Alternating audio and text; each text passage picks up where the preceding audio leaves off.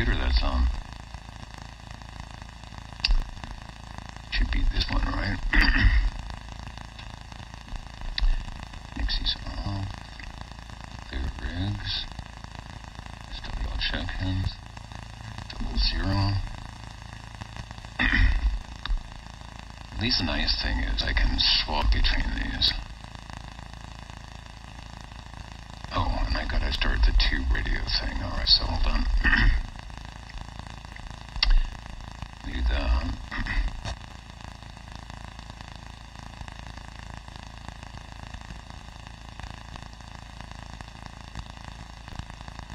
So we go to ID3, and that's actually tubes.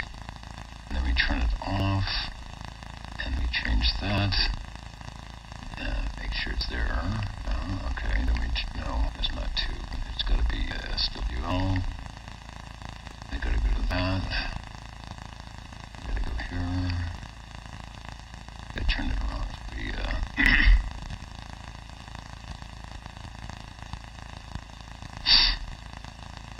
Okay. We'll check that it's correct, which it isn't. Hit OK again. Thank you.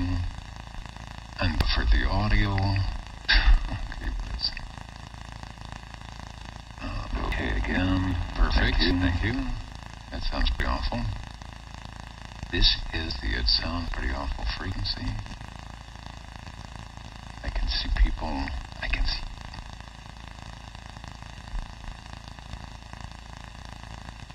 Have I gone live yet? Where's the live stream? Oh, I guess we are going live.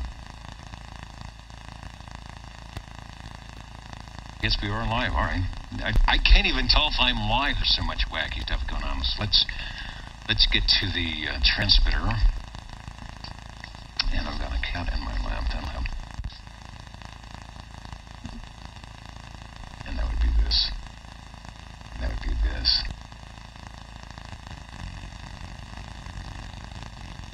All right, I think we have real audio flavor. Sounding good in the neighborhood. You might have. All right, well, we'll see. We'll You see may what not we find got. us on your TV because in case it's not being brought to you by OTR brought to you by 27.05 megahertz. brought to you by RADI. The Old Tube Radio Network.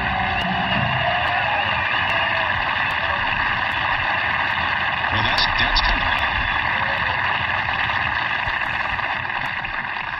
kind of like the Old Tube Radio Network. That is what we are. That is what this is. The Old Tube Radio Network. Real radio's glowing in the dark for a long, long time here on a Saturday evening. 27085 the frequency. You might be at oldtuberadio.net. You might be on the video, which I think is up and running somewhere right there. The audio's up and spread out between 3 different computers and a couple other things, seeing if we can do this. But the main thing, the radio, somewhere around in this room, will be picking up your transmissions tonight on your tube radios and things like that to see what we can get, what we can do, how we can promote the use and distribute information about old tube radios with your 1958 to 1978 classic tube radios. That's what we do here. My name is Dennis, one of the many net controllers to sit in the air chair of the Old Tube Radio Network.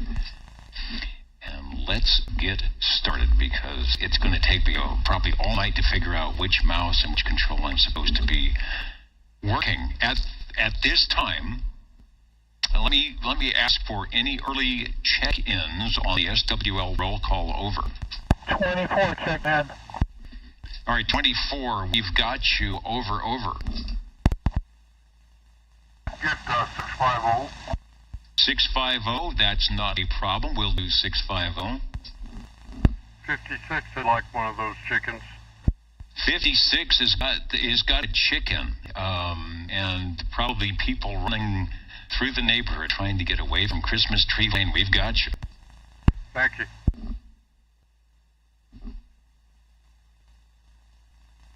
And I've got a real slow AGC tonight. If you're watching the video, you can see I've kind of reconfigured a lot of things differently to make it work. Moocher the cat is joining us for a little bit tonight until she gets kicked out for doing something bad. But right now, it's all okay.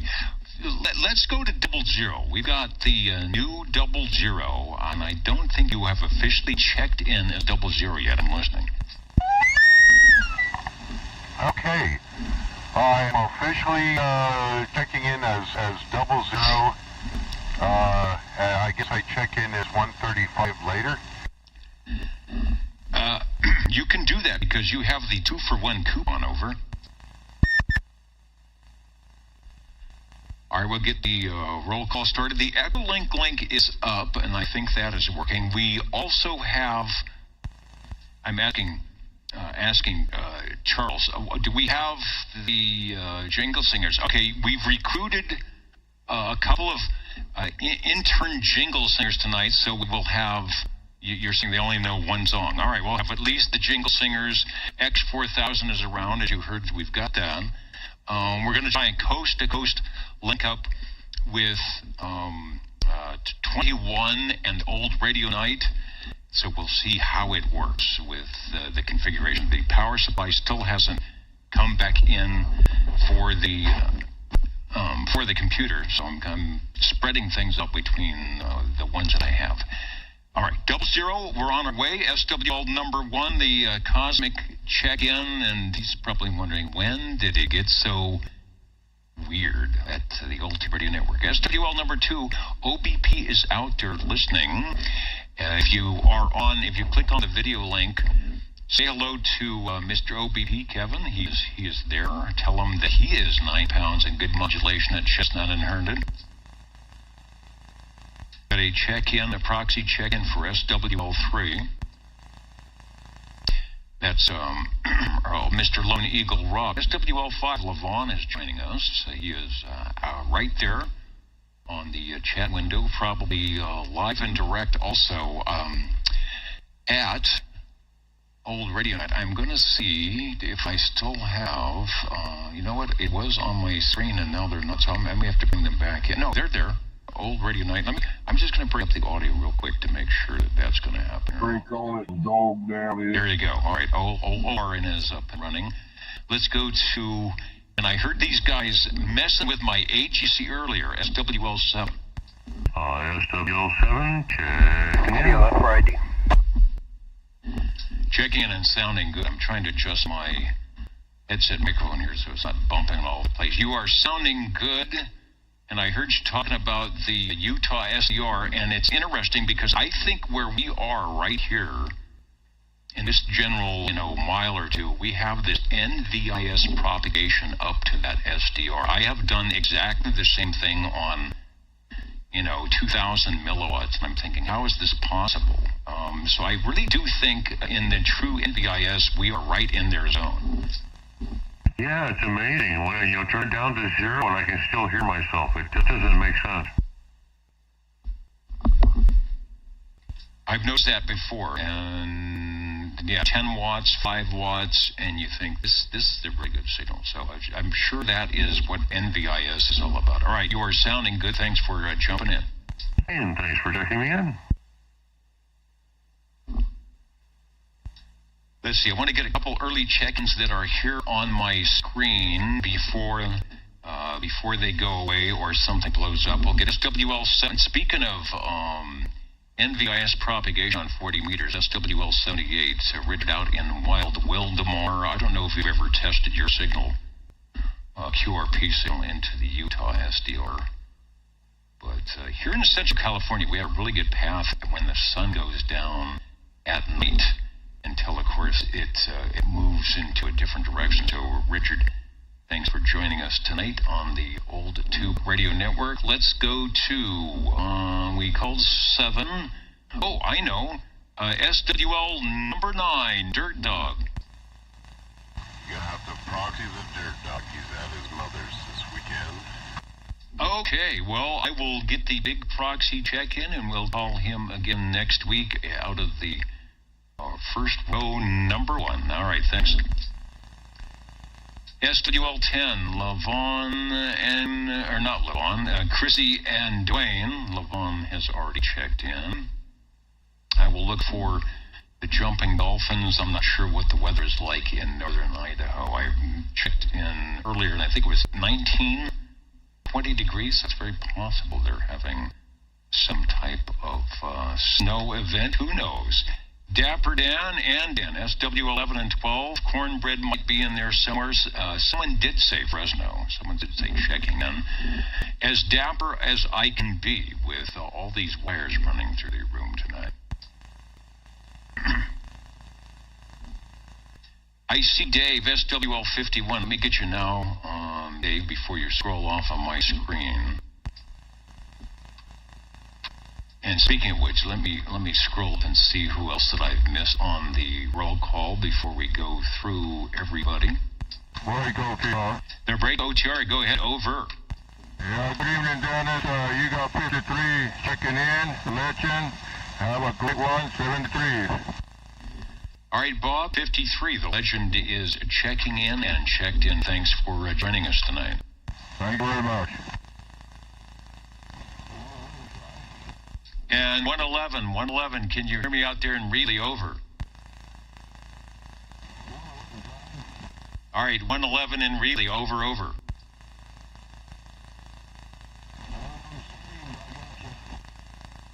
All right, we hear you just fine. 111 is checked in direct. It's nice when the skip isn't overbearing.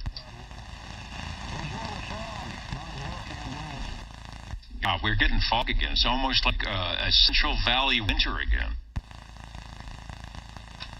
Ben-Hur CBs and Trucker Tips checking in, 358 somewhere around North Texas. Thanks for joining us. It's Mid-Century Modern Week in Palm Springs. I think it always is. UDX 4570 is checking in with us tonight. There is Cornbread, Dapper Dan. We've got you checked in. Foxman 362. Having a good time talking to the mini grass on 37 lower side, and also in the UK on channel 39 on the beam. Well, obviously you had it pointed the right way at 22 feet. Don't need a lot of power if you got the right antenna. Charlie Foxtrot Whiskey, W9 Land, Radio Lounge. Good evening to you, Craig. Good to have you aboard. We'll get you checked in early. SWL64, I see you in there.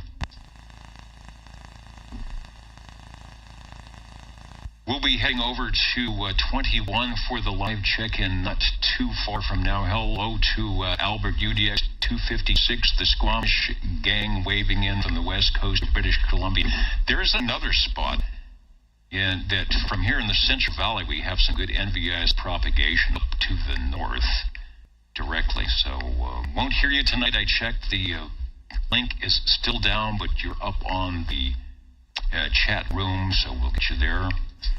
Let's go to Hans, SWL15. You are there. I'll get you checked in along with SWL13. That is Mikey, Mr. Cobra. And then we'll skip back to Sangertown for SWL14. Over. Yeah, 14 checking in. I'm having a hard time hearing you this evening, but I did pick you out there, and looking forward to the old tube radios. As am I. All right, well, it is that kind of thing where you never know what might be in the way or who might be in the way, but you're sounding good here tonight, so if you can hear me, I should be able to hear your radios. Alrighty, thanks, Dennis. Looking forward to it. Yeah, putting in a good signal, no problem. Directing that roll call, saying hello to CB Lounge 2112, saying hello to all the OTR gang. Also checking in tonight, just seeing who else is out there tonight. Tony will be in on the Echo link.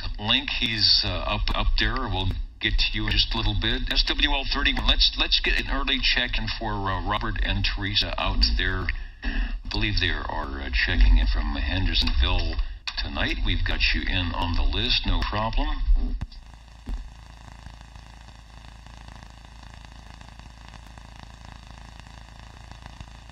And And Al saying we've got some good internet modulation levels. I boosted things, and it's a lot of trickery, so hopefully it's not going to be overdone. It's not perfect, but it might be a little bit better than last week. Richard reporting the Santa Ana wind conditions are forecast for Monday. Never a good thing when you're out there, especially if there's fires going on, which there probably is not at this time of the year. Baba Booey checking in. Yo, and the Yo-Yo Man.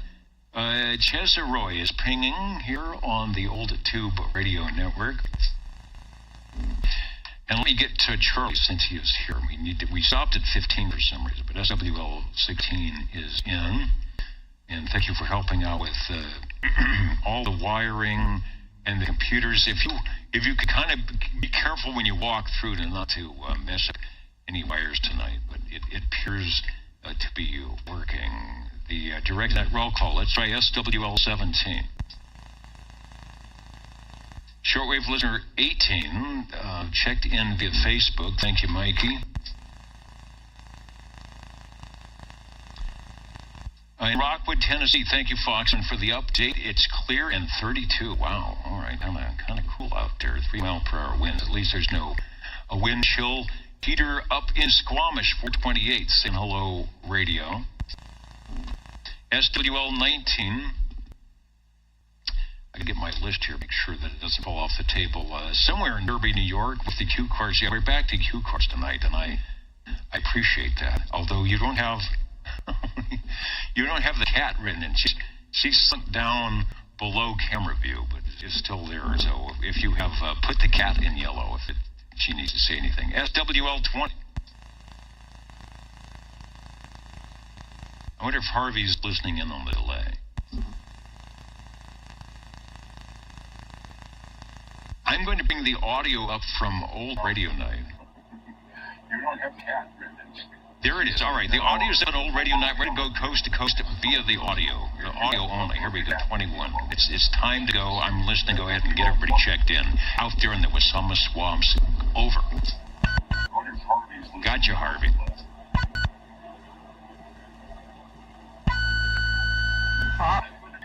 Get ready. All right. Here he comes.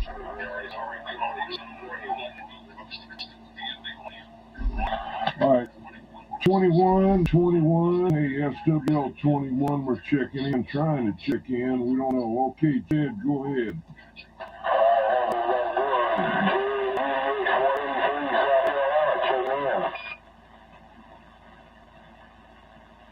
All right, we got South Carolina, 21. Everybody's sounding good. If you guys can hear me, you are checked in. What is the drink tonight? Anyway, well, I'll do it again, SWL 21, you're checking in. I'm standing by. Go ahead, Jed.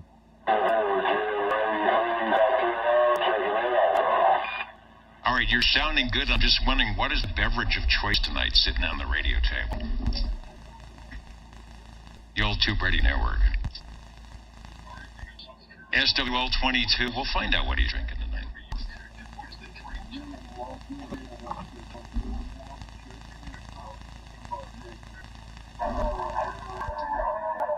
SWL 23, Diet Coke. All right, we got you.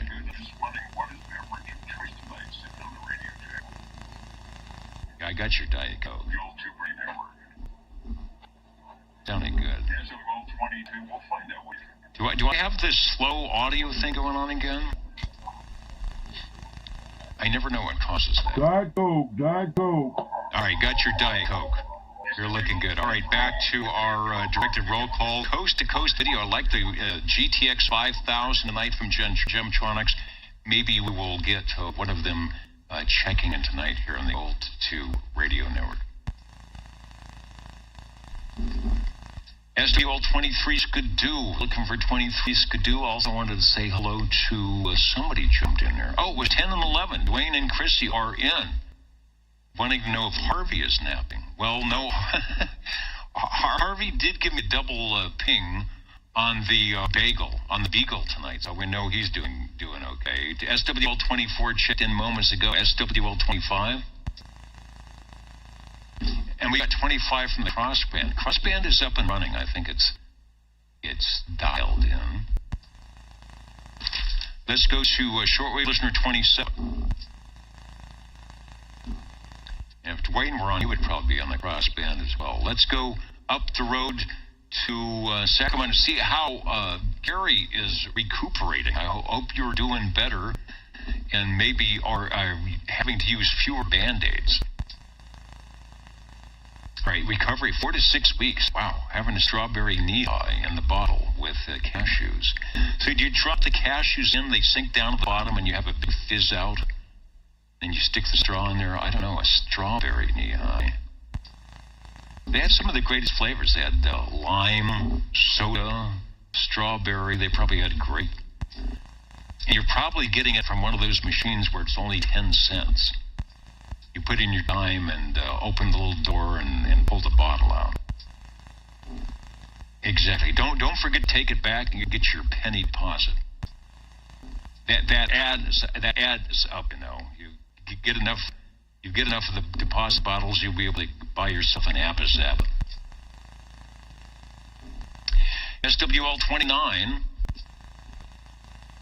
We get a proxy for Mr. Loner. SWL 30, of course, Dwayne is in listening in Fido. No skip tonight. We had 1 minute where the mini-grass came in and said hello to Central Valley, and Reedley and Fresno all chimed in and said hello on low power. Who would have thunk? Speaking of low power, well, no. Here's the station, Radio Randy, SWL 99 is, and I'm going to get him checked in. Low power for Randy is you look at your watt meter, and if it goes to 1500, that's where the needle starts. That is low power for a 99. But he's got a decent antenna. When the conditions are up, he will get checked in. Randy, looking good here. No conditions whatsoever tonight. And a note, 21, Old Radio Night. At the desk of Old Radio Night, JT says he has the Demco bell ready for a check-in if we get a Demco tonight. So if he's still up, we may chime in and he'll ring the Demco bell coast to coast. In any event, he'll be there. So I'll keep things open. I'll keep the channel open in case we'll get a first ever coast to coast Demco bell ring-a-ling-o. SWL 31. We checked you guys in, didn't we? Robert and Teresa, so we'll get the S in the square there once again. SWL 32. Shortwave listener 33, myself. Is Bose Control around? Gone again? I don't like that. I've got noise on the mic cord here. I think I know what's doing it. You can hear everything every time I make a move. You can hear it through the speaker. SWL 34, I will get Jimmy checked in. Captain Chaos, Railroader, and all the stations out there in beautiful Batavia. Somewhere around Chicago. That's Hallicrafters land, by the way.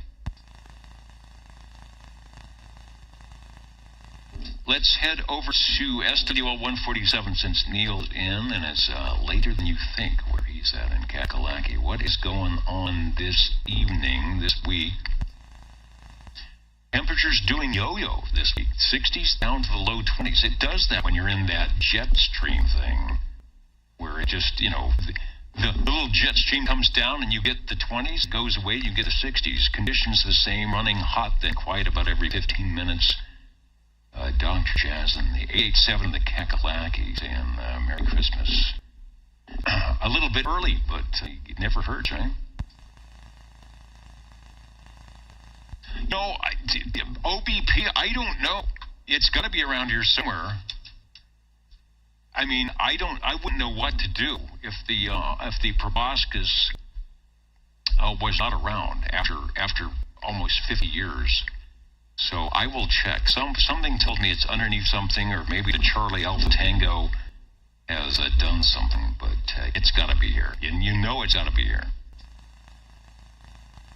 We are looking for SWL 35. I will check the big list, see if we've got a check-in from beautiful and probably cool Cheyenne. Yeah. I'm checking to see if 35 made it in. I see a 13. I see, Kenny. A lot of people. Okay, let's go to SWL 37. SWL 37. I hope this is working right. Checking in. It is working correctly. You have pressed the proper buttons. Over. Okay, thank you, Dennis. Not a problem. Sounding good. Hope you are feeling good or better on the mend here. Yes, I am. It's healing up quite well. I can actually walk a lot better today. And my feet feel 100% better. 100% is a good thing. So thanks for jumping to the air here and saying hello, radio. Thank you, Dennis. If you are just tuning in, or perhaps you're tuning in for the first time, the Old Tube Radio Network is what you are listening to or viewing. We are here in Central California. We're talking with our shortwave listeners, and very soon we'll be talking with the perpetrators of those tube radios for the Class D 11-meter citizen band radio service that were produced mostly, but not all the time, but mostly here in the U.S. from 1958 to 1978. That's why they call it the Old Tube Radio Network, and we've been doing this since 1986, I think, 87. There's a plaque somewhere saying that we're working on our 40th year, so thank you, Chris, for checking in. Over to SWL 38. Sam in Byron, California, with nary a station available to do a 10-5 relay. Byron, Sam, we'll get you checked in. SWL 39.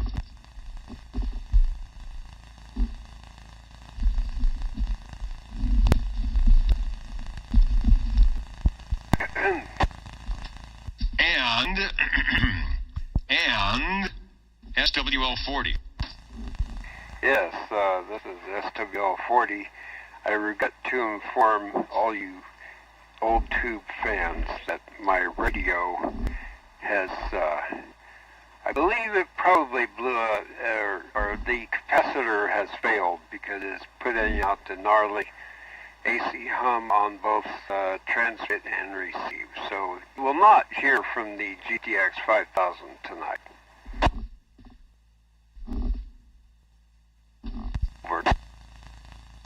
All right. I think I was listening in when you actually had the capacitor starting to fail. I had the receive set to about 15K wide, so as you started drifting off frequency and the other stations lost you, I could still hear you, but it didn't sound good. But we've got a check-in on the crossband. You are sounding good that way, and 40 is checked in, and hopefully is something not too serious. Over.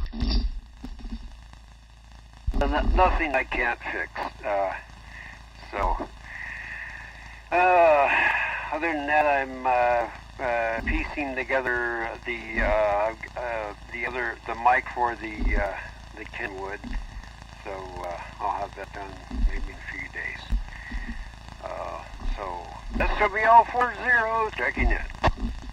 And we have you checked in, no problem. Thanks for stopping by, and get that radio fixed so we can be back next week. AB6GFD.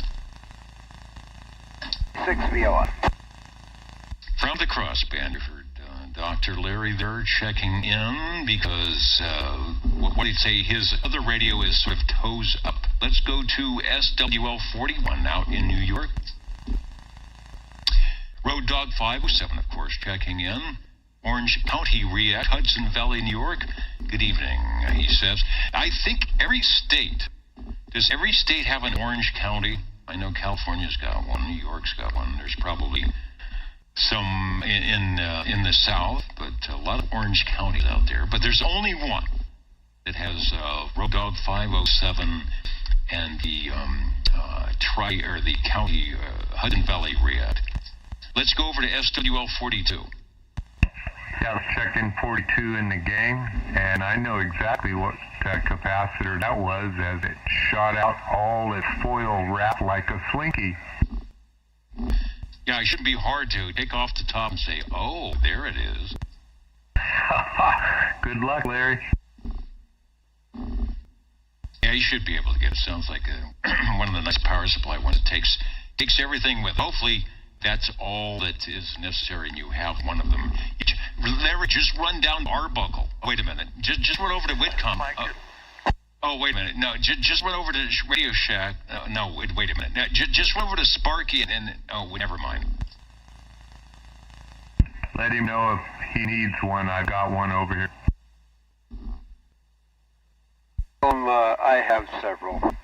Thank you, Dennis. And Dennis, get your ham radio license, will you? All right. So that's a fine thank you for a guy that's got your capacitor.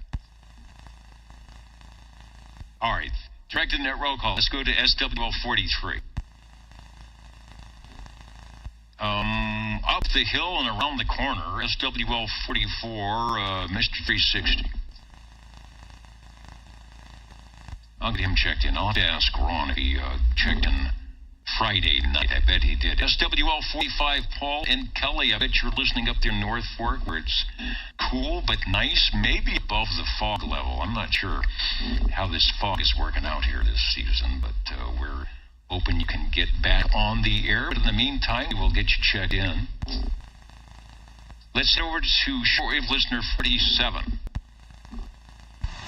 Brig OTR, if you can hear me. I can hear you, over. All right. Well, good evening to all. Not from the radio lounge, but from the intersection of Van Ness and Pontiac, where we're celebrating the what I believe is the 102nd official lighting of Christmas Tree Lane. Wow, you have a great signal. I think you always find that perfect spot. I drove by yesterday or down Shields Avenue, and I think they just opened up in the police route there directing traffic, but you seem to have snuck in, over. Good. Yeah, I was kind of paranoid. I think last year, I don't know if the batteries were low or if there was corrosion on the battery terminals or whatever, but I'm glad to hear that it's working out, as are all the lights on this 2-mile stretch of Van Ness that essentially runs in Fresno, of course, from Van Ness and Shields all the way up north to Van Ness and Shaw. And as always, these lights are just absolutely spectacular. I think there are somewhere in the neighborhood, no pun intended, of I think 130 homes that have lights on their homes, awesome decorations in the front yards, and it's just wonderful.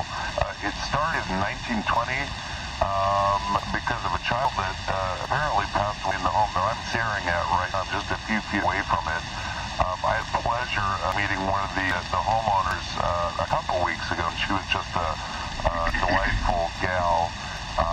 They're working on renovating the home, so it's just great. As are all of these folks that decorate and really create a fine tradition for Fresno.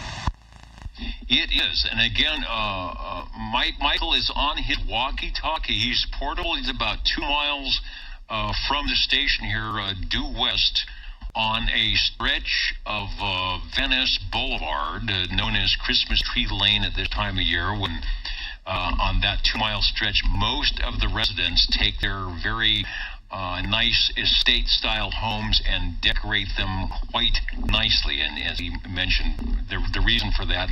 So I can't get a picture because it's over on the other computer that I can't reach. But if you search for Christmas Tree Lane in Fresno, if you're interested, you will see pictures of what he is experiencing live above his head and to the left and to the right and above and beyond, and what goes on, what happens here in the city of Fresno every year at this time until a few days after Christmas.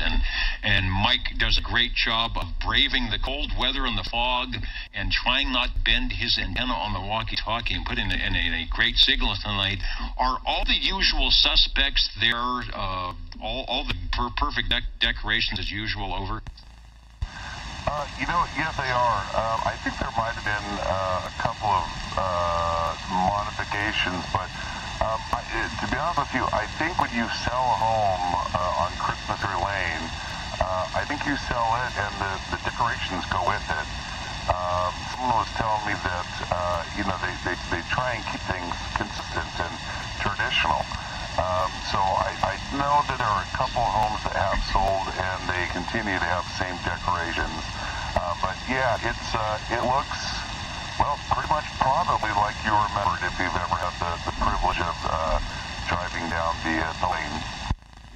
Yeah, I'm going to try and do it this year. It's been a while since I've done it, and there are homemade, homebrew decorations, big, large plywood displays, animated displays, lots of lights. The city comes in and strings lights through the cedar trees down the 2-mile stretch of the boulevard, and it is pretty much a busy thing for the next, 2.5, 3 weeks.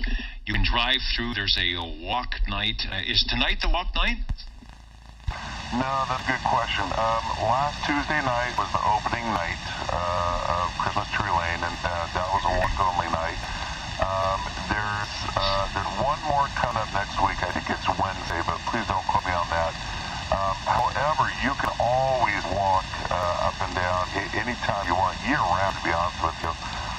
And I'm seeing a lot of folks walking right now, even though it is open for one-way traffic going north. And be quite honest with you, I've seen more bicyclists doing it this evening than I've ever seen before. And it's kind of amazing how many battery-powered Christmas lights you can get strung on your bicycle. That's pretty impressive.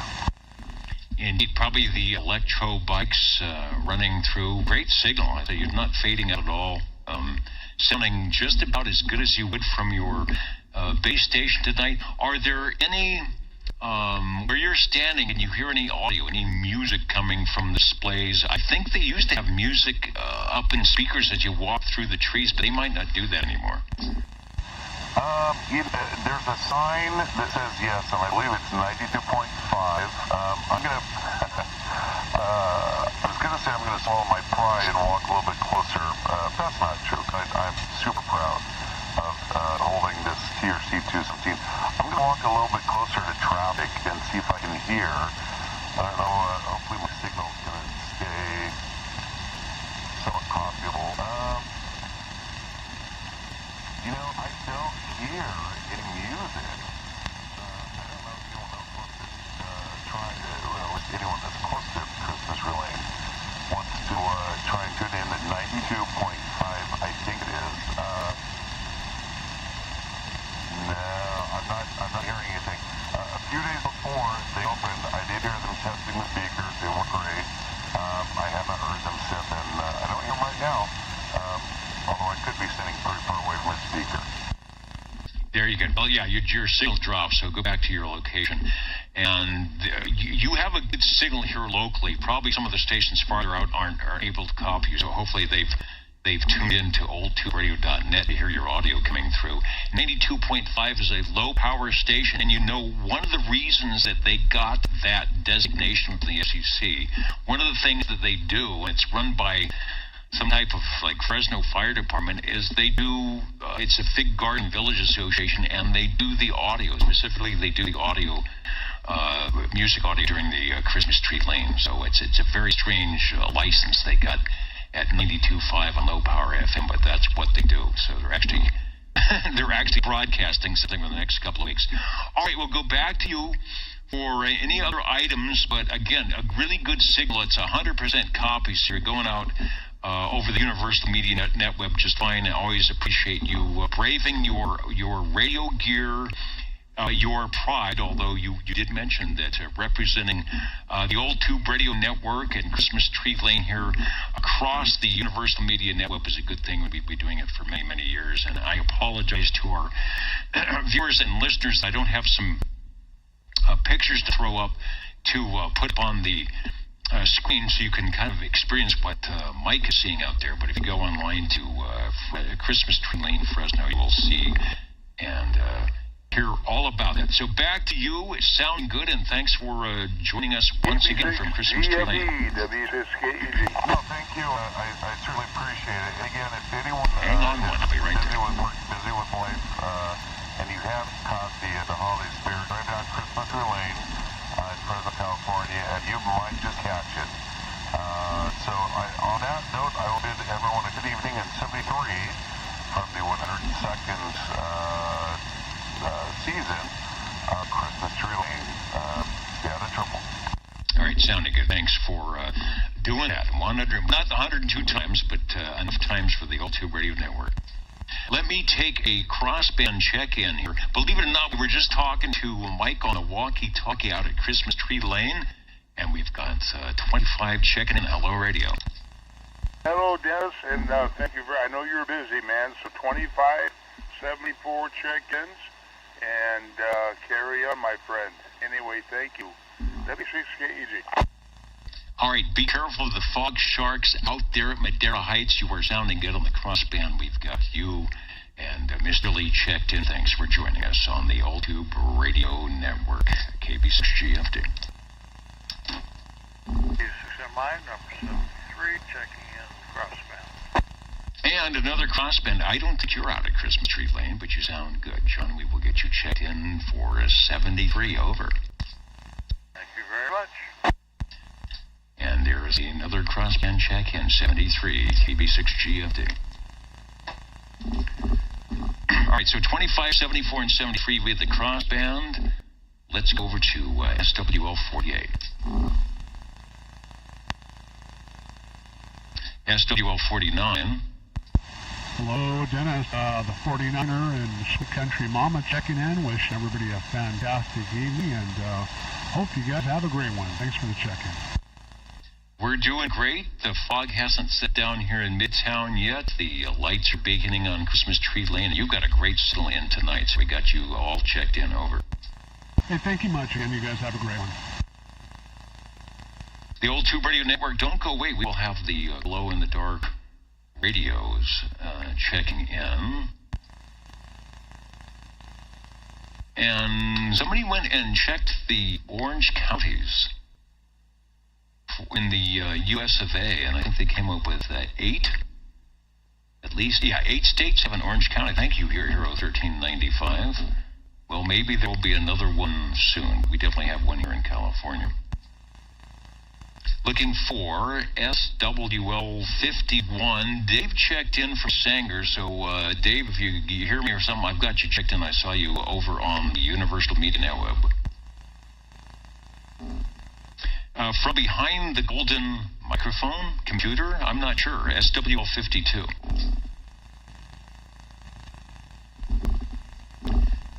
Let me get Aaron checked in. He is somewhere, somehow. SWL 53, Bob Billard checked in moments ago. SWL 54, we've got a check-in for Larry the Board Jammer. Let's go up the hill where it's always beautiful all the time. SWL 55. 55, checking in. All right, sounding good tonight here in Midtown. We've got you checked in. Thank you. And guy who's just a hop, skip, and a jump from Christmas Tree Lane, SWL 56, Phil checked in a little bit earlier. Let's go to SWL 57.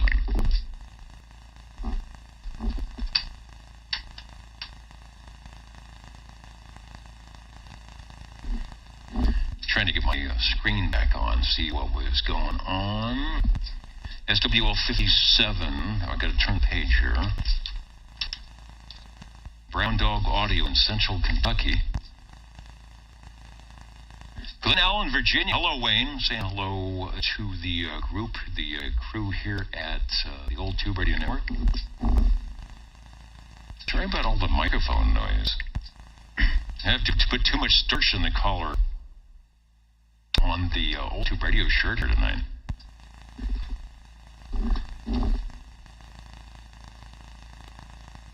It sounds like I'm in an old ship or something. creaking along, doing interesting things. So let me. Oh, is he there? Okay, if I pan down, there's the cat. There's Moocher cat, mooching the nice warm seating area there. All right, back up to where we're supposed to be. Let's go over to SWL 59, who is listening in. Hello, Uncle Hairball. We're finally getting to you.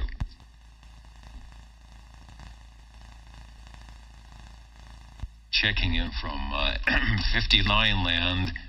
Here's a station that may have been down Christmas Tree Lane a couple times in his career, SWL 60. Oh, just a few now, Dennis. Don't hang too many on me. Doggone it. I'd like to go out there this year, though. Maybe sometime there. Evening time to all out there, all the listeners there for sure. And Dennis, if we may, we'd like to check in Jerry's base this evening. The 2527. It's been a while. I know it's been sitting underneath a few radios there, and we kind of been admiring it and decided to, hey, put it on the table and get on it this evening. Absolutely. Sounding good. We've got you checked in. Over. Thanks much, sir, Dennis. It's cold and it's dark and it might be foggy out where SWL 61 is if he's listening in. Hello, Dean. I don't know. He probably can't hear me tonight. I'm doing the mud dog thing for sure.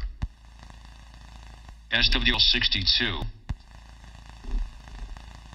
Shortwave listener 63. SWL 64. We got Craig checked in earlier. He had places to go, people to see. SWL 65. Shortwave listener 66. SWL 67 checked in. Bill checking in from Canby, Oregon about an hour ago over at tuberadio.net. SWL 68 also checking in from oldtuberadio.net from Tulsa, Oklahoma about an hour ago as well. We started up with Kenny. The Christmas tree lane, as you heard, is up and running. Here's the station that sounded really good on, was it Friday night or was it Wednesday night? Anyway, he sounding good. I wonder if he's out there tonight. SWL 70. I'll get Mark checked in because he was putting a big signal on the Ditchbanks sideband net. Let's say hello to Stan, SWL 71. Checking in, he said he tested a new ham in Fresno today. Is that right? Because they do it you can do it online now. So if they check in, I'm not even sure how it works. I gotta figure out what they do, but you can do it online, I suppose. So hey, great. I will be looking forward to speaking with the new ham, with he or she, whether they're on UHF, VHF, HF, one of those Fs, RF, something like that. So good. Stan has checked in not one, and not probably 101, but probably way more than 101 stations, putting them on the air for the amateur radio service. A good thing. We can always use more operators, and it's a fun thing to do. Plenty of stuff to do, plenty of different formats, whether it's digital or code or HF or voice or whatever. Just a lot of possibilities, and when things are going wacky here on 11 meters, you got a little extra playground to get into. So thanks, Stan, for doing that. SWL 72. SWL 73 checked in via the crossband, likewise SWL 74. Next is shortwave listeners 76. And Fluxman 362, you're back. I didn't even know you left. They didn't tell me. So now you're back. SWL 77. Well, here it is. 77, checking in on the old rice burner on an old beat-up U87 on AM. Hopefully it sounds good, and I hope everybody's having a good evening. Oh, it sounds good. Good audio, good signal. You can't beat a decent AM radio, regardless of whether it's hot because it's glowing in the dark or just because the transistors need to do that. Yes, sir. Yeah, so far so good. We had a good day today. Okay, Dennis, thanks for everything you do and running the net. 73. All right, it was a good day today. Sun came out, I don't know, up to 60, 62, something like that. The fog is on its way. Thanks for checking in. Roger. SWL 78, Wild Wildemar, we got Richard checked in, expecting some of those Santa Ana winds coming up. That'll be interesting. Here's the station that was on earlier. Is he still by the radio? SWL 79. I will put an X in the square for Mr. DC. I always have to, anybody that might be listening over the Universal Media Network, when we have a little delay, you gotta drag your feet just a little bit.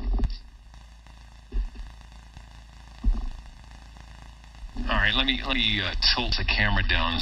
Hans saying cats like to chew on the power cables. This cat, Moocher, doesn't seem to be into that. I don't know how old he is, 8 or 9, I'm not sure. And what's that? She says, your favorite station is Uncle Hairball. That's coming from a long-haired cat. So you know of what you speak when you talk about that. All right, let's go over to SWL 80.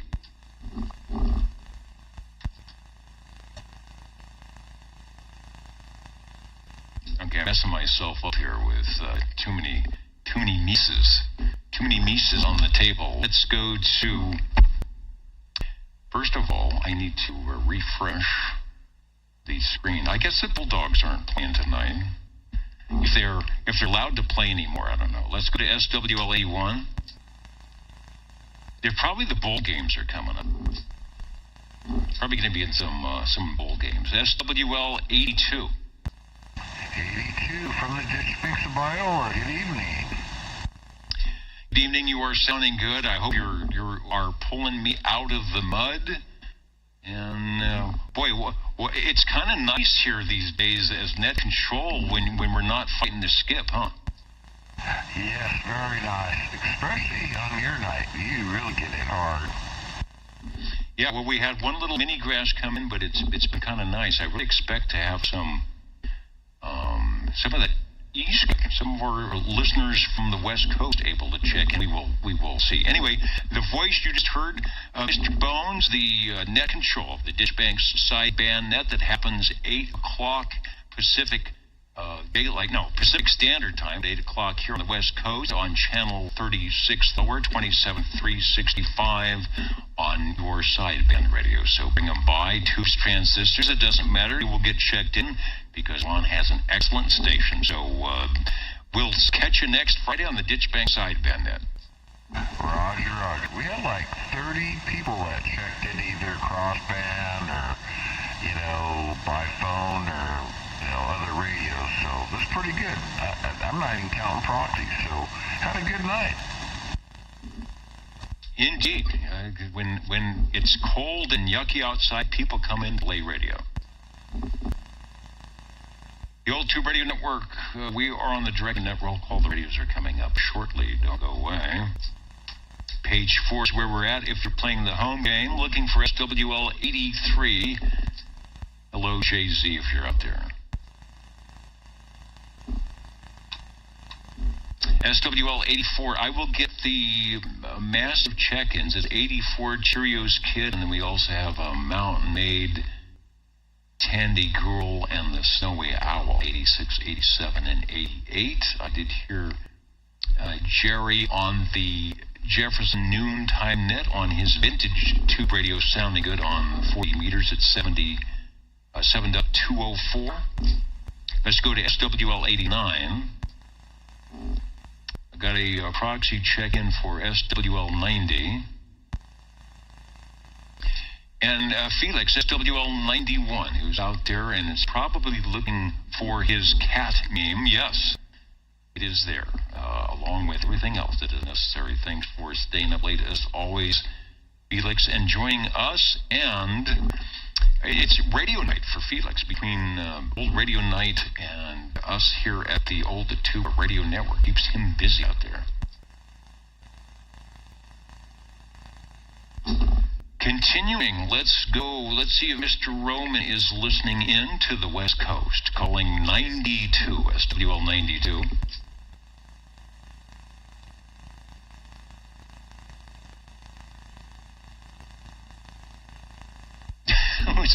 Foxman saying they need to add a fireplace. Well, maybe now, during the summer, it's sort of like a fireplace in here, in this room. SWL 93. Shortwave listener 95. SWL, let's see if Jim is around. SWL 97. You know, a lot of people at this time are at Christmas parties starting up or shopping or doing those holiday events. So you have a lot of later check-ins or people saying, well, I can't be here this week. That's okay. And Dwayne, yeah, I'll proxy in 95 for you. That's Warthog 95, not a problem. You'll see. Well, you won't see it because until I get that power supply fixed and it's ordered, it's just taken forever to get here. I don't have the double confirmation on the video that I've clicked the right number, but I indeed have. Actually, you know what? If you go to, I take that back. Yeah, if you go to oldtubradio.net, you will see the confirmation check-ins. Not on the video, but at oldtubradio.net, it does come through. So certain things are still working. I haven't broken everything around here. SWL 97. Tracy, hello, radio, SWL 98. And you know that Radio Randy checked in earlier from Cape Creek, Arizona. And it still sounds like I'm in a creaky ship. I don't know if that's actually coming through over the headset or not, but it probably is. I can hear it. Let's go to where I actually be on the right system here. Let's go over to the Echolink link and see if indeed, if it is linked. And if it is, we will be talking to Tony, and he'll tell us if he's ready, able, and willing, I know he is, to check in our tubes on the air radio, KD4BAO, KB6GFD. From the Echolink link tonight. I hope it's running. Hey, good evening, Dennis. Good to hear you. Please check in SWL 100, and we're ready to go and listen to some good old-fashioned radios. And back to the net control, KD4BAO.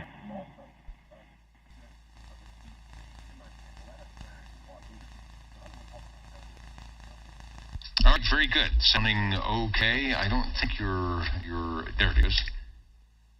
Waiting for you to disconnect. You are sounding good. We are awaiting the radios here as well. We'll put the big light on when it's time to go, and you can fire it up on the activation. Thanks, KB6GFD. Next, we've got SWL 102. See if John is listening in tonight. Hey, go TR. And I'm trying to figure out where you're at. I don't think you're on the Crestbed. I think you're live and direct. Go ahead, 52. Yeah, live and direct and behind the golden microphone, SWL 52, out here in West Fresno. Sounding good from West Fresno tonight to beginning through the fog. And good deal. We've got you checked in over. Roger, roger. All right, thanks for jumping in. I do see 102. John, we've got you checked in, no problem. Heading over to SWL 103. Let me see if Joey popped in at oldtuberadio.net out of South Carolina. Sometimes he will do that. He was in... there he is, checking in. Saying have a great night here on the Old Tube Radio Network, which we will. Let me get you officially entered in on the page. It takes it. Yes, it does. Who else is listening? Up in the balcony tonight says Centerville, Virginia, Yellow Springs, Ohio, Camden, Tennessee. Our stations from the local here, Fresno. Middleton, Tracy, California, up in Tracy, where it probably is a nice evening there. Where's Shoal, South Carolina, Sacramento, Derby, New York, and the unknown SWLs are in the front row tonight. What's going on with that? Chet says when they show up with a rubber duck and a bag over their head and they ask to be sit in the front row, you just do it, right? You don't ask why, and that's okay. Let's go to shortwave listener 109. Get a proxy check in for 109. You sounded good on Dishbanks net last night, or got a proxy anyway. SWL 110. SWL 111, Robert checked in live and direct after talking to Hawaii. SWL 113. Shortwave listener 114. 114, checking in. Hello, Wayne. You are sounding good as always here into Midtown Net Control. We got you checked in. Over. How are you? Thank you, Dennis. All right. And Albert, I see that you're saying the repeater's up and running. I will check that out. It's got to be the one from Squamish. There is a closer one. I've got another SDR that'll look at it as well. So we'll see if they show. If so, we will. We got the audio from one of them, so we'll be able to get you in. Thanks, Wayne. Got you checked in. Let's go over to beautiful Fairfax, Virginia for SWL 128.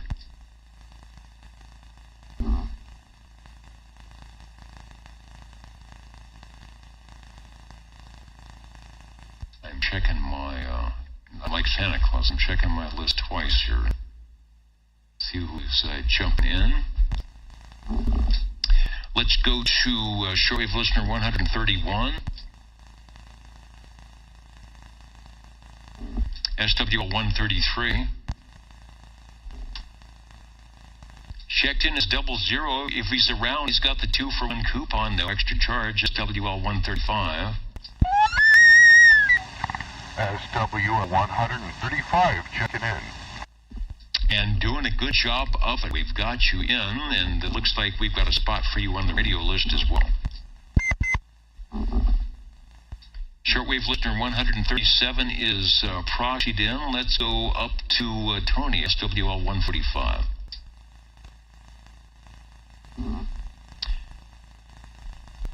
I will get Tony checked in as he was sounding good on the Ditchbanks sideband then. He also put in some of the questions, Friday questions. Let's do those now. I got a chance. Got a true or false question. A full-wave vacuum rectifier must have a cathode. All right, a little question mark.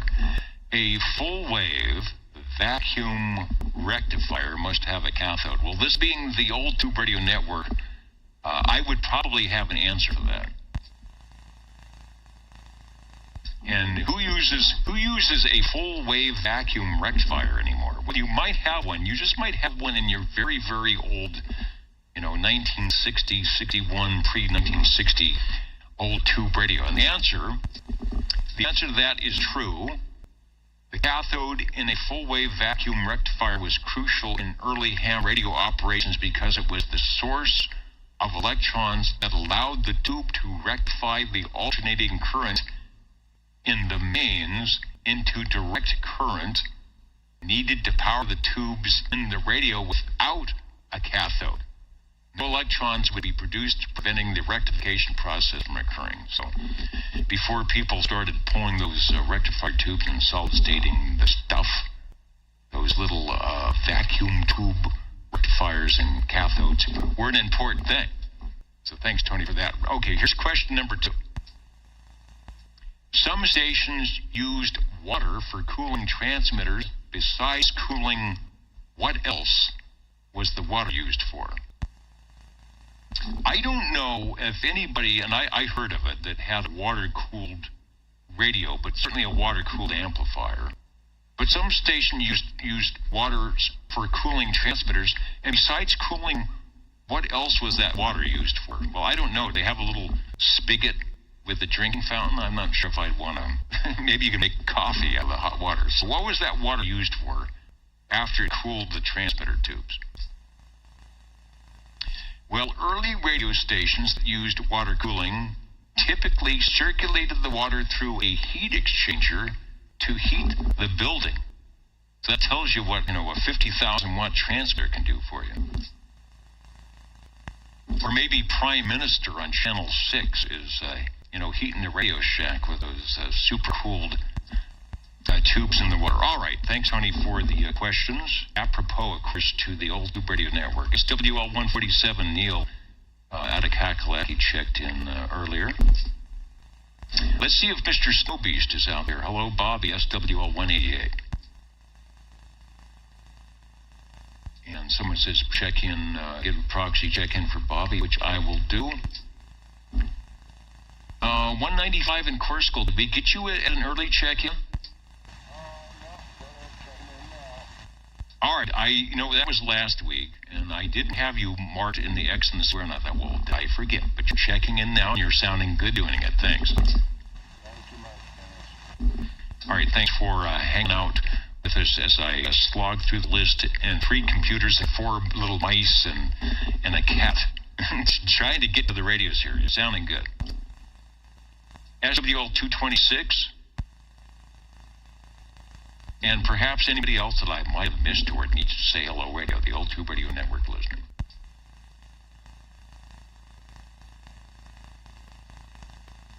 And Boat Anchor CB repairs that he slid his HD37 into the radio room. It wasn't going to pick it up at 80 pounds. Mine is right over there.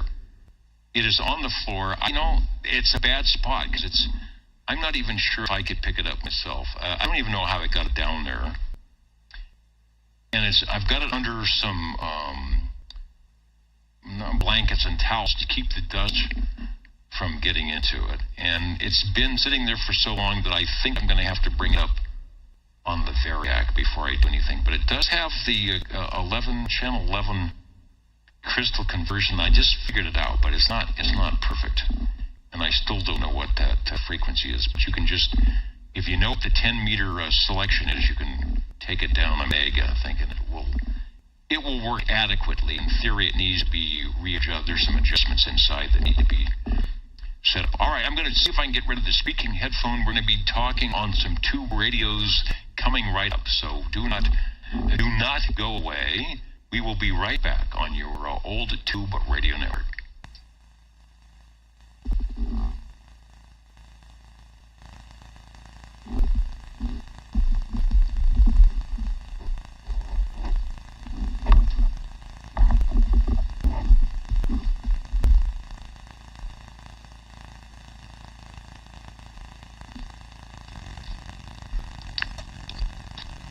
All right, I could change the audio settings, and I'll do that. Cat, you are making it very difficult to do things tonight. But you seem to be very happy sitting on a warm lap. So we'll make an exception here until you get tired of me doing things. Here we go. All right, we're back on the air.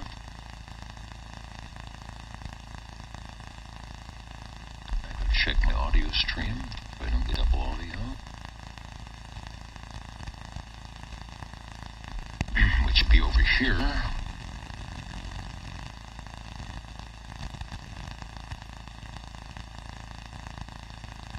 Bring that up. Maybe audio's not working. Bring that up. Maybe audio's not working. No, sounds like it's. Bring that up. The audio's not working. No, sounds like. Okay, there's the double audio. Get that out of the way. Wait, mouse isn't working, thank you. And John is there, 6 minutes, 128. So, John, if you're listening, I get you. All right, so we're up on that one. We need to reset. Man.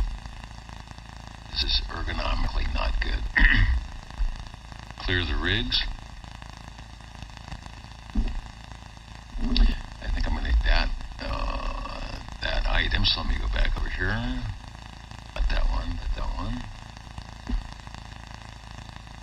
Okay, we're clearing the rigs. here. Good.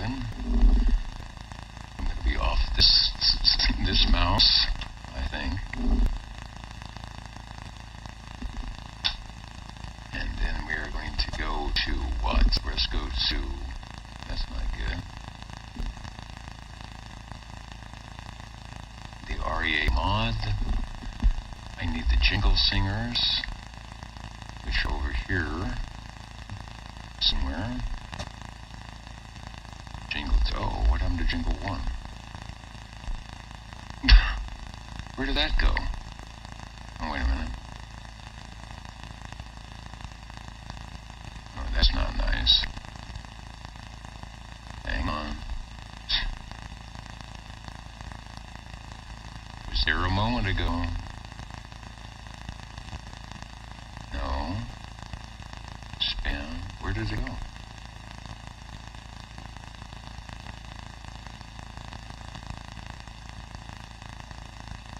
I'm telling you it was there, and now it's not there.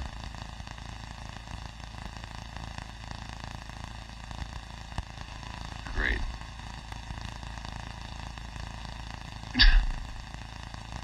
If I were to trash it, it would be in the trash folder, and there's nothing there. Great.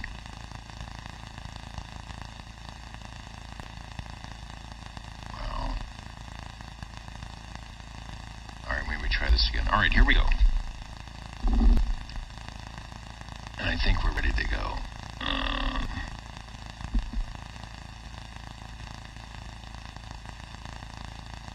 Oh man, okay, I don't know what I'm supposed to be doing. I hear a frowning eagle way in the background, so I hope my antenna didn't fall off.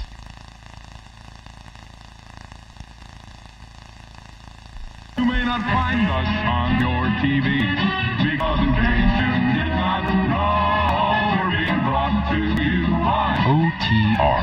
Brought to you by 27.085 megahertz. Brought to you by RADI. The Old Tube Radio Network.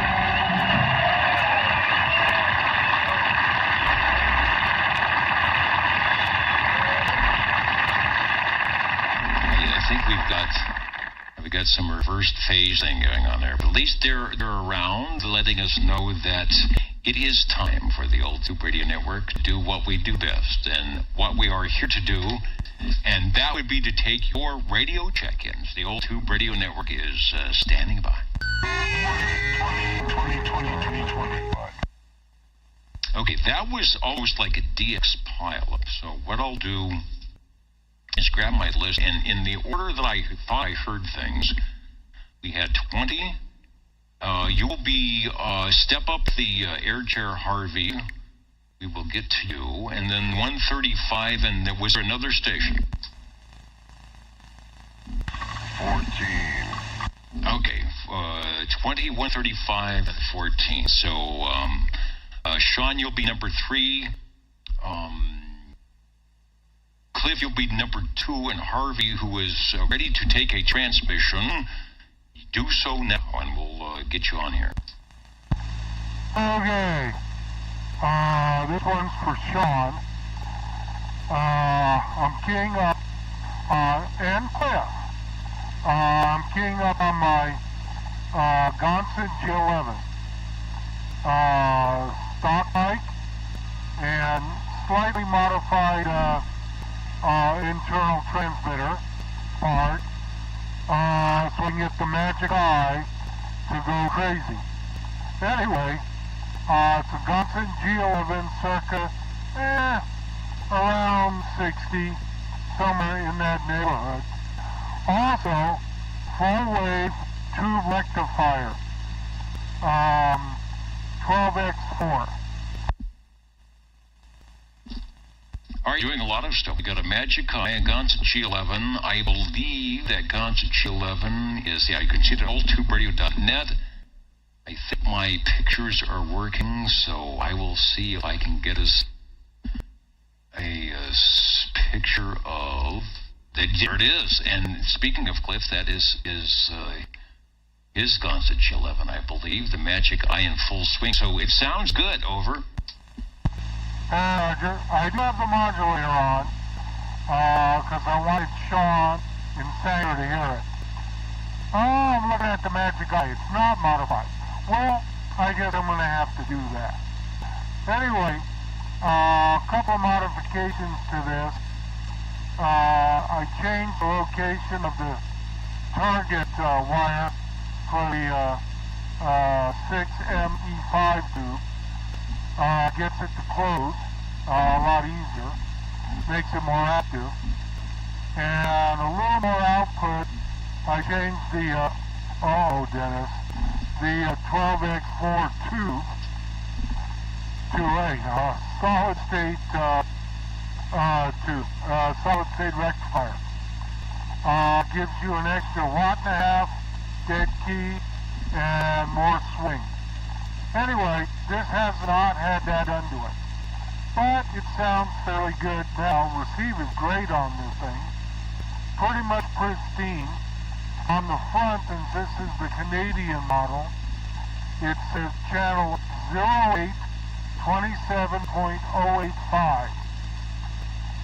Sold to the Canadians because 27085 back then was Canadian channel 8. Yeah, the picture we're showing is the same thing, channel 827085. That would be confusing. I'm not sure if they just started the frequencies off or if they skipped a couple of channels because they didn't have the RC channels. So by the time you got to, 085, it's like, well, let's maybe they were using the RC channels. I'm not sure. That would be something I should see if I can find out why theirs were different. Good audio. It's nice and loud. Magic Eye's running again, and I missed something happened. What microphone are you using? Over? The waffle mic by Gonset. Standard waffle mic with crystal or ceramic cartridge. I think this one's a crystal.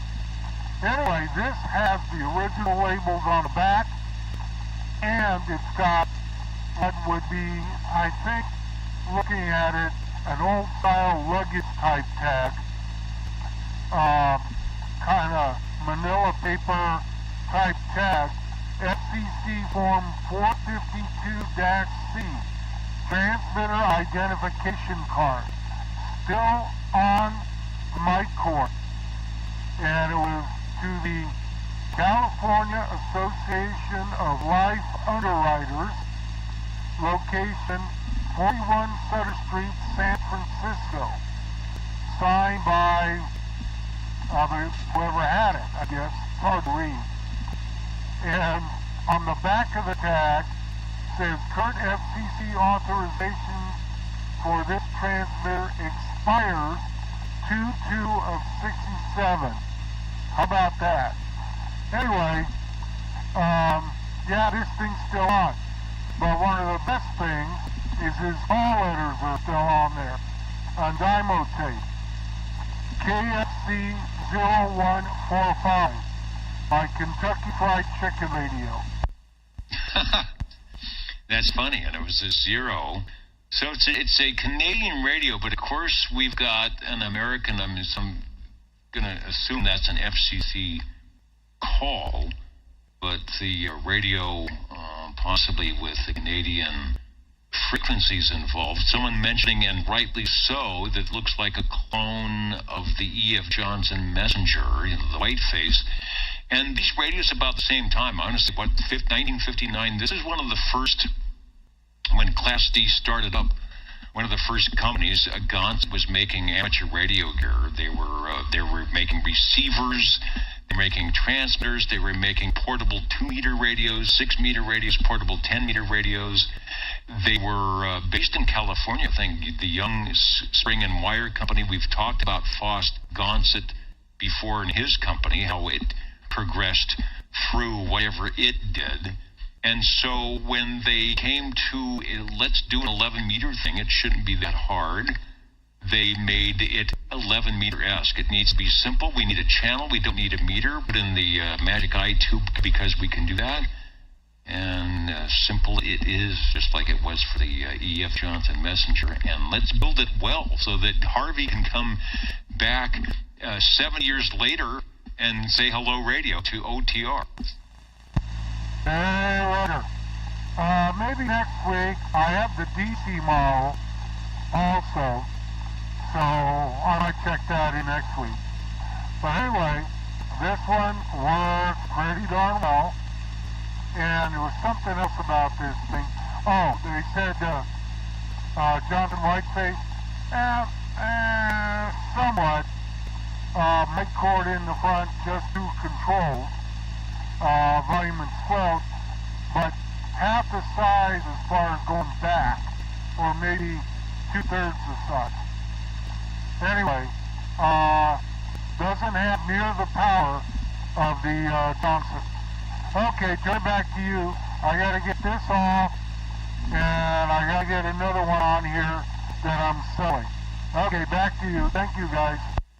All right, thanks, Harvey. Gonset was, they made radios, but E.F. Johnson made boat anchor broadcast transmitters almost, so they know to put some packs and power. And you mentioned there were two versions. There was a G11 3303 and a 3304. I think the 03 was the AC version, the 04 version was the DC version as well. Someone's saying, Jackie, I hear it's illegal to use CB in a mobile in Canada. Inconceivable. So we'll have to talk to our stations in British Columbia, see if that's true. Maybe it was.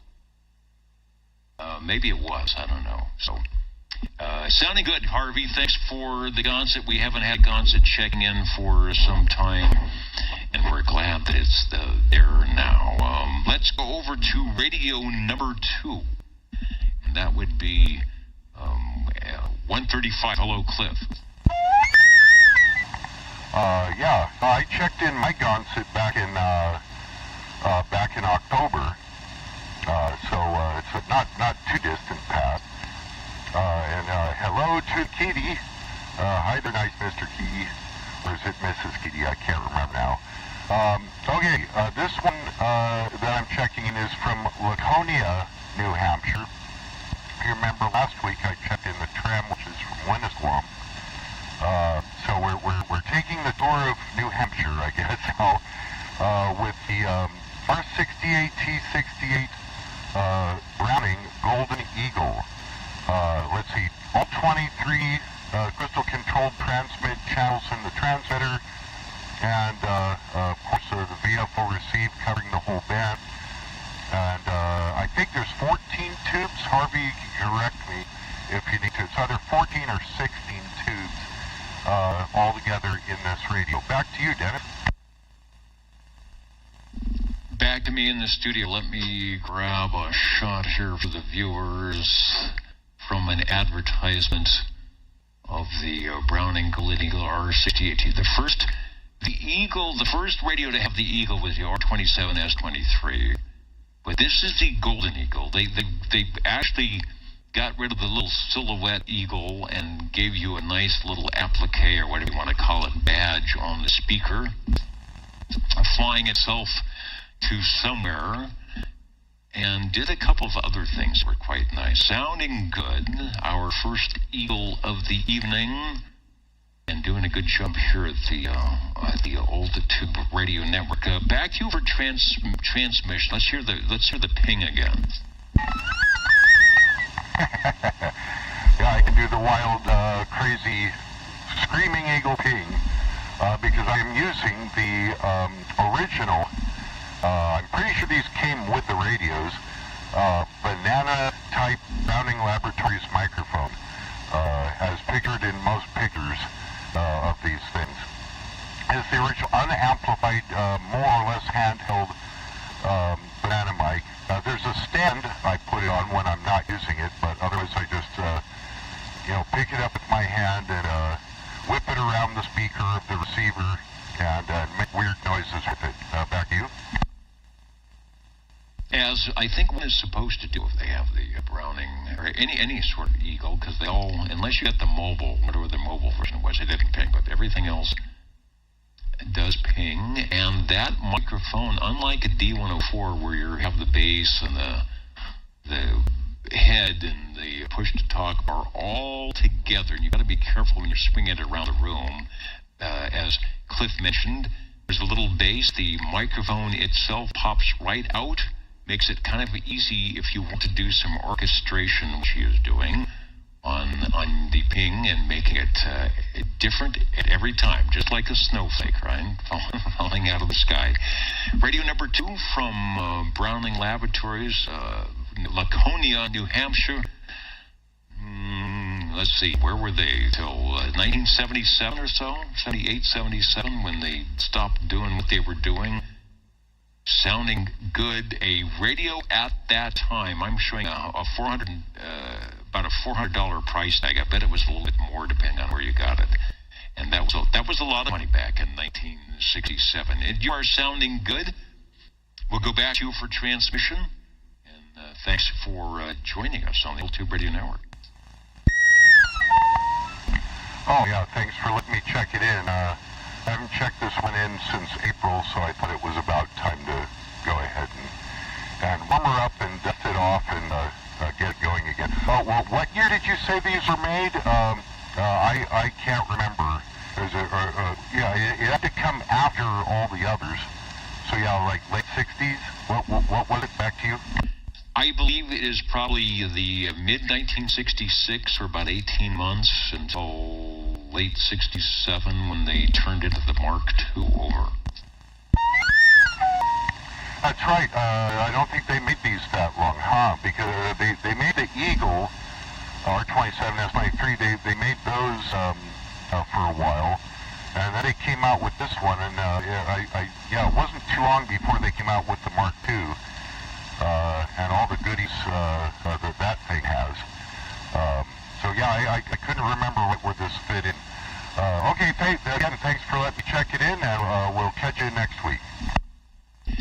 Well, it's my pleasure to check it in. Thanks for joining us on the Old Tube Radio Network, and that was a top-of-the-line expensive radio for the day. They were made quite well, and they're still performing here in the 21st century from Browning Laboratories, the infamous, not the Eagle, but the Golden Eagle, the model before they came with a Mark II, and they decided, we could get sideband on this thing. We just had a few more boxes, and sideband was happening. 66, 67, Tram had the double sideband, Regency had the double sideband. I think what Browning said.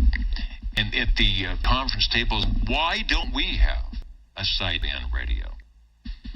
Even General Radio Telephone had a sideband radio before that, so I think that's what made them work on the Mark II. Speaking of sideband, not sideband, let's head out to Sangertown, and Sean, can you hear me from Midtown? Over. I can hear you. Hold on 1 second here. Okay. Yeah, I can hear you, and it's noisy out here. The LED lights, I think, is what it is. Now, my other neighbor has decorated his house, and I'll probably soon follow tomorrow. But I can hear you, and I'm on the DAC 10 SSB radio telephone with the amplified static hand mic. How are you hearing me, Dennis? I'm hearing you great. I'm going to see if I can get a photo of the, nice radio, DAC 10 SSB. Let me pop it up on the big screen here. File it in there. Back it down a little bit. They tried to put everything in there. I've heard rumors that they took a small portable mobile radio and stuck it in the biggest case they could find and added some meters. But I don't know. It sounds a little bit more than just a mobile radio. Over. Well, I'm glad it's making it, but that's exactly what I thought. I was telling Harvey last night, it looks like a guy could take a Cobra 148 GTL that probably has a much better noise blanker and a receive, and stick it right in the place of this coarse solder job from the factory and every other kind of thing they got going on in there. But there are two tubes blowing in this equation, and that is why I am checking it in this evening. Now, the hybrid model, where the tubes, I believe, are on the transmitter section, maybe to beef things up a little bit, like the 4 meters, the modulation, reflected power, signal strength, and I'm not sure what that other one is. Probably some type of an RF output. So don't have a magic eye, but at least enough eye candy for you to at least be enamored. I'm looking at all the knobs. Squelch, volume, RF gain, that's a nice thing. Might have a tone control and all sorts of switches. So if they all work, it's half the price, right? Yeah, actually everything does work on this one, except the SWR meter is not fully, it won't go all the way to the set location, but I will say on the plate current and RF power, the RF power slams the needle, so this is plate current friendly, so that's what I've got it set on, that way I don't break the needle off, but everything else appears to work pretty decent. I do have a couple dead LEDs in the channel selector display there, or not LEDs, whatever those are, analog lights, but yeah, it seems to work, and it does have a fan that somebody's added on the back of it, a Yaesu fan, which is nice and quiet, so I'm not hearing that at all, and hopefully you aren't either. No, I'm just hearing you. Can't tell if there's a fan going on or not, but you got nice loud audio, not a problem. You, like I said, transmit out of Sangertown. You're doing a good job here in Midtown. Coming in, like you said, the LED, the attack of the LED lights and the timers and whatever else is going on. It's probably going to last for a couple of weeks. So hopefully we'll have enough smoke in the signal and audio to get back to you. Radio sounding good. Our third radio of the evening from DAK. I don't know if that's an acronym for something. At their 40-channel radio, the Mark 9, and their finale, the Mark 10, where they decided to put the SSB in there. And these were impressive. They sold a lot of them. They advertised well in Sharper Image Catalog and some other places. And so I guess the only issue was they kind of got started right at the end of the big CB craze, when people were starting to get disinterested. And they were a little late to the game, but a lot of these radios still around because they are so impressive. Kind of looks like some stereo gear and all of that. Back to you for transmission. It's got tubes, so we're putting it on the list, the DAC-10. Over. Yeah, it does have 2 tubes, and tonight it's ODR debut, so I'm looking forward to hearing the review, and I'm trying to have a numerical theme tonight, so I've got another one warming up. Thanks for the time for the DAC-10 tonight. All right, we like theme nets, theme shows, so we'll listen. The Jingle Singers were actually around. We had the interns, and it looks like they've, for some reason, left the building. I don't know why. So we'll just stand by and say we're listening for any and all check-ins.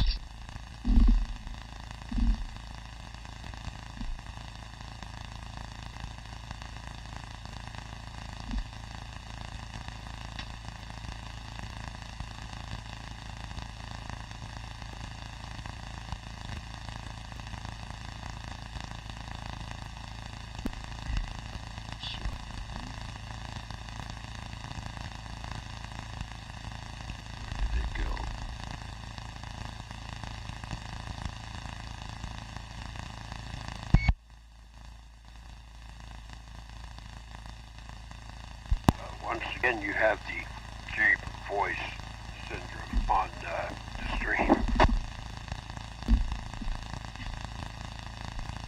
Is that on the video stream? Because the audio, the .net sounded like it was okay. Yeah, the YouTube stream. Yeah, I noticed there's somebody listening, and I thought, well, there it is, wacky again. I didn't change any of the settings or redo any of the settings, so I don't know. Maybe they didn't say it, because I didn't change anything from next week. Maybe 6G of that. All right, hello, radio, over. Hello. You hear this radio at all? Yeah, it's coming through quite loud, over. I might have the hum because I have the modulator on, but it may not. It has a bit of a hum, but it's not, it is not overbearing, over. Well, I turn the modulator off, but, anyway, this is a Brown Eagle Eagle Mark III SSB, HF version of the receiver. Looks pretty good. Cabinet's good, face is good. Got two little dinky nicks on the front of the receiver face, I think. Yeah. And then one on the transmitter, little nick. Other than that, nice and clean. I believe the sideband is working. Can't guarantee whether it's totally on frequency, etc. But I'm using an unamped D104. Wow, loud audio for the unamplified D104 is not a problem there. I'm not doing a zero beat on the frequency. I imagine it's pretty close and plenty of audio. I can hear everything going on. Okay, it might be a tad high. I turned the modulator off. Any hum right now? The hum is gone. You're still loud and clear. Roger. Okay, I like that. Sean can't hear me though. He's got a lot of noise tonight, so it's hard to say. Alrighty. Anyway, seems to hear okay. The needle is a little tight on this one, so people aren't slamming it. As far as the receive needle goes. But transmit, if you put it on the modulation setting, it slams over, so I don't do that. Anyway, right now it's doing full loss. Oh, I got the modulator on. Let me check. I'm going to shut it off. Okay, it's off. I did that while keyed up. I don't know what that's going to do. About 5 audio to about 14, 15. Something like that. Sounds good. I actually think it sounds better when you turn the modulator off. It definitely gets rid of the hum, over. Yeah, I know. But then Sean can't hear me. And that's frustrating. Well, you know, this is the frustrating frequency. Roger. Anyway, I'm selling this thing. 300, no mic, slightly more if you gotta have a mic with it. If you don't have a 2-pin plug for your mic, I just I'll throw one in. Anyway, price is negotiable if you want to negotiate. So if you have my email, text me or whatever. If you have my phone number, you can call me whenever we get hold of Dennis. I know it's holiday time, but anyway, I have my own Mark III, so I'm not in the market to keep this one. I picked this one up with several others. I sold the two of the others, so I have this. I might have another one or two down the road, but that's way down the road as I'm going to start working, getting a little busy. So anyway, this one has a nice eagle on the front of it Looks like it's almost brand new. I mean, it's no type of a Warren Eagle.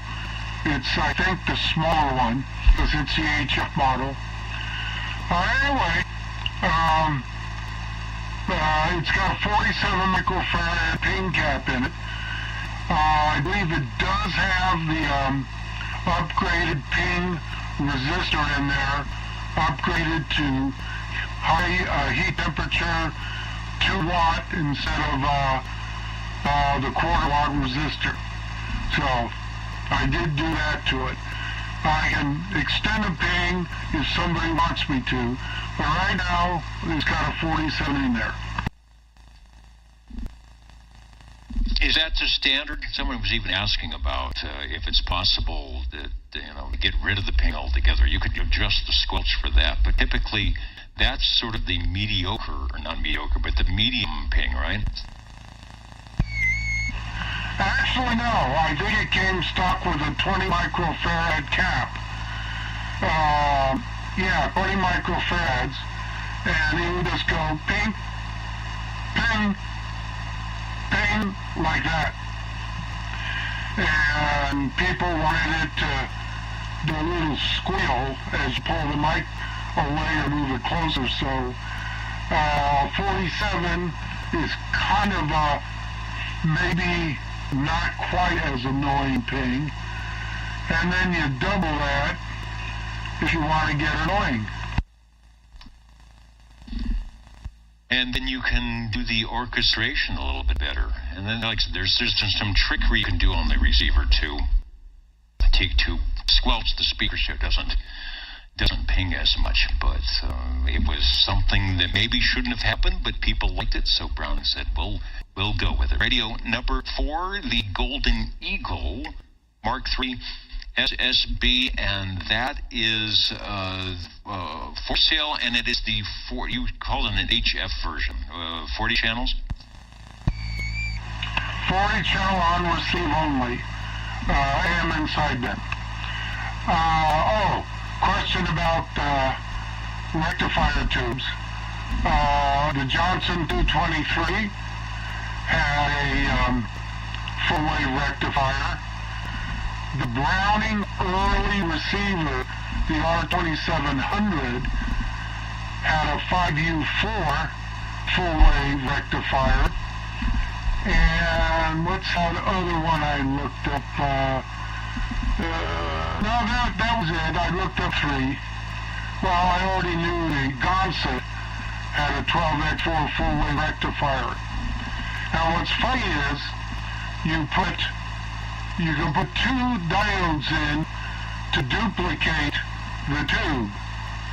And two diodes, I believe, are half-wave rectifier, right, Dennis? Right in my microphone. That would be correct. Yet the tube with 2 plates and 1 cathode, of course, is considered a full-wave rectifier. So, how about that? Yeah, I guess you could see, if you look in some of your early radios, you will see a tube socket, and there'll be no tube, but there'll be these little component parts stuffed in there. A lot of radios, they soldered the diodes to the bottom of the tube socket, and possibly put a sticker saying, do not plug in tube. But I made some adapters where the diodes are on the adapter plug and you just plug that in. And that way, if it's not plugged in, you use the tube. If it's plugged in, you know it's got the diodes because you see that. The Gonset G11 at somewhat southeast of here has a 6X4 diode type pack. It actually doesn't act like a diode pack when you check it with a meter, but it does the same job. It'll do it for 6X4 tubes, as it says on there, or 12X4. Now, those are 7-pin sockets. The 12 BW4 in the Johnson Messenger is 9-pin, and you use 2 diodes in it. And in the Browning R2700, I generally don't do anything other than use a tube, because I don't want to really boost anything, because it's just a receiver. Just a receiver. Wait a minute. How do you do? Hold on. Ladies and gentlemen, greetings to you, wherever you are. For music and the latest from home and from afar, the station for you. OTR. Old Tube Radio. The station for you. OTR. All right, I apologize for that, Harvey. As I told you, we have the interns in this week for the Jingle Singers. They only have one sheet of music, and they just kind of started doing that. It's over the top view there, but we got them in. It sounds good. Trying to keep everything together here, wait for the power supply for the computer to come in. 3 computers and a Charlie Alpha Tango Moocher is here, keeping things going. The Browning sounding good. Some questions. Let's see. Someone wants to know if that'll work on 40 meters. Over. So 11 meter radio. You're going to have to change a whole bunch of things in there to get it to do 40. Now, you can get it to do 10 meters on the transmitter and the receiver, because they're close enough. You only have to change a few parts. And Greg Howe in Redding Springs, Southern California, can do that. Possibly, I don't know for sure, get to the plans on how to do it. But 40 meters, I don't think so. 10 meters would be the way to go for a Browning. Probably wouldn't be that hard to do, and it would sound pretty good. You get some people impressed. Thanks, Harvey. Somebody said you sound a little bit taller on the radio. Maybe it's just that particular radio. Also, say hello to Frank. Frank is in. I scrolled off my screen. Hey, Frank. He says he's got a pile of people over in the CB radio shop, and they're turning knobs and messing with radio. So hopefully they didn't take us off frequency. What else? What else is going on? Change the value in the cap of the receiver to 40 microfarads. We talked about that. Jackie talking about. Don't forget about SCAM. I never heard it called that. Suppressed carrier amplitude modulation. Double sideband suppressed carrier would be the Regency Imperials and the Regencies and even Olsen sidebander. There was also a way to do a controlled carrier, which I think it's a screen modulation. They did some of those. Some of the E.F. Johnsons were done like that, so you really don't get any carrier out until you start talking. Sounds like sideband on the AM, but it was a fun thing to do with the, what would you call the scam? The scamming your radio with the suppressed carrier amplitude modulation. They're doing that now on some of the broadcast transmitters, where they call it, they've got a different name for that, and it actually saves power. When you're running 500,000 watts, if you can idle unmodulated at 5,000 and only need the full power when you're pumping the audio through there, you actually save a goodly amount of power. So they say. So they're starting to do that with the broadcast guys as well. Sounding good, Harvey. Thanks for stopping by with the radio tonight.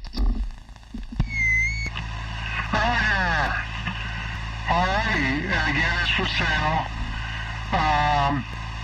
And as far as negotiating for, say, a lower price, as the Dennis Franz character in Die Hard 2 says to the Bruce Willis character when he got a ticket at the airport, Dennis Franz rips it up and says, Hey, it's Christmas, so you never know.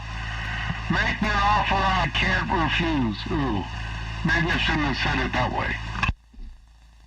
All right, what you did say. Anyway, sounds good. We always like to spread the radio cheer around. Whether we're local here and we can hear it come back again, or maybe somebody's working on their collection or trying to get that would be nice radio for a collection to start out with. Add to your collection. You never know. Want to say Brown Dog Audio SWL57 checked in. Hello to our long-time watcher, Fibro Dad is out there listening tonight. Neutral observation. Listening in tonight. Sounds like they might want that radio on the table over there. Who knows? Anyway, also Mr. Phillips 369 checking in. Hello to you. The Old Tube Radio Network is listening for radio number 5.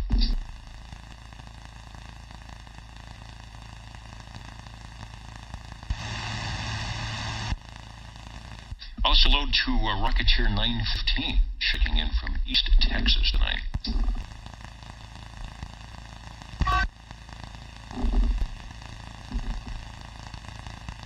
Oh boy, 60? Hello, radio. We have no Bulldogs tonight, right?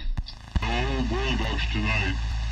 I don't know about that. They do have a new coach. They got rid of the other guy. I thought he was doing pretty good. But that's the way the ball bounces. Dennis, I'd like to check in from World Radio Labs, my Hustler base. You mean midstream they got rid of the coach? That's brutal. That's extreme. I thought he did a good job. I thought he was doing okay, but they got run in from somewhere that college. I guess he was doing college, but anyway, he had won.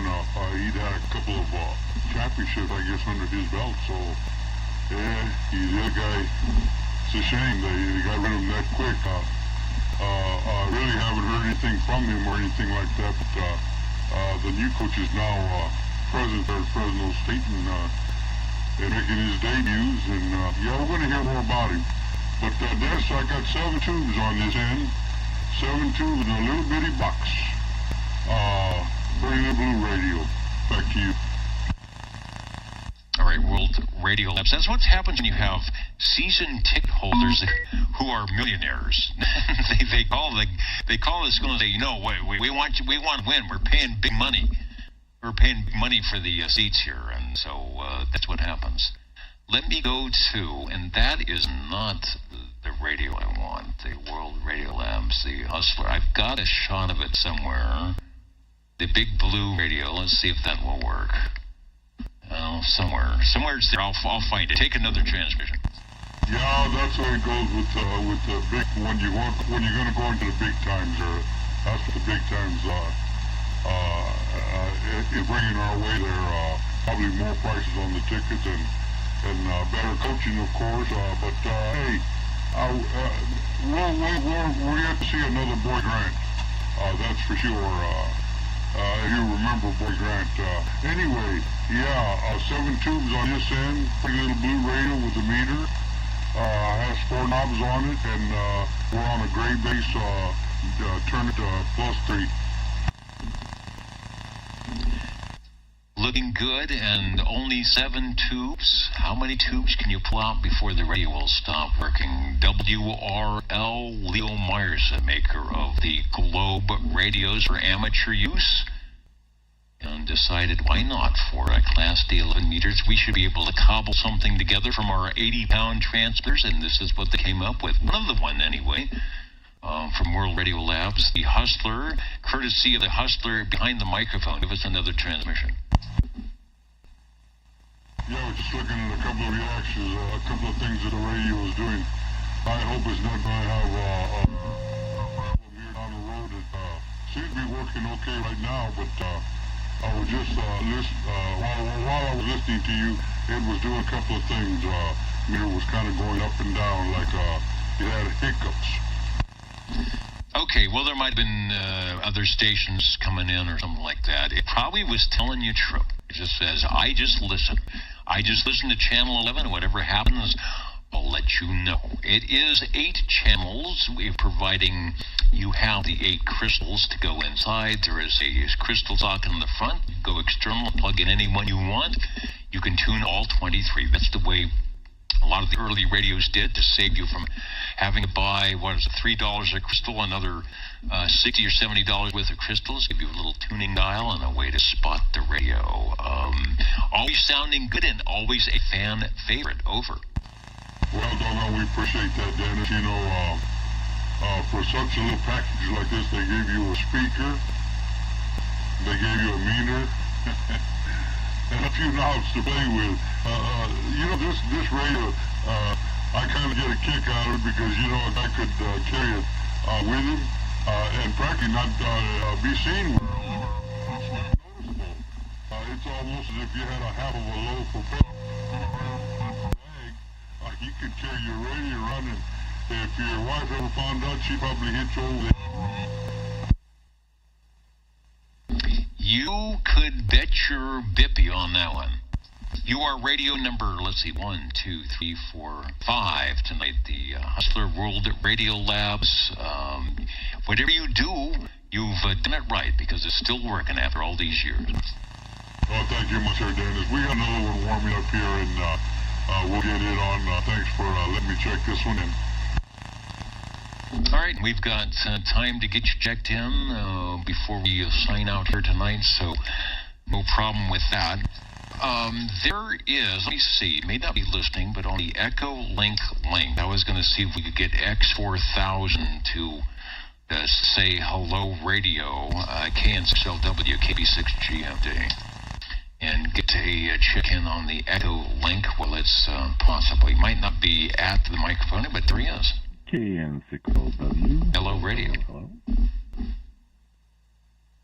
All right, hello there. Just getting you checked in, X4000. We've got the microphoniums open tonight to Billy May and Stan Freeberg are back, and good to have you in the studio tonight. Over.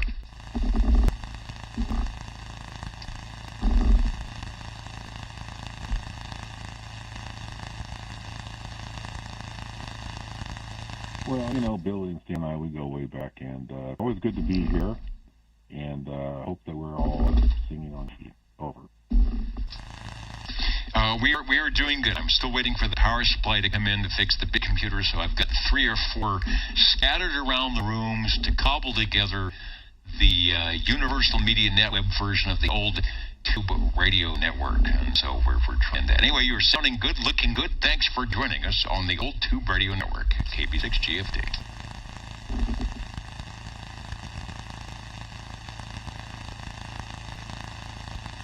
Oh, thank you very much. I see you got looking at your issue there, I think, lit up on the screen. And also puzzling them over your vocal mode. It seems like you have a little bit of a what you would call a pitch shift happening. Yes. Don't know what that's all about. And hello to the kitty cat on your lap, KN6LW.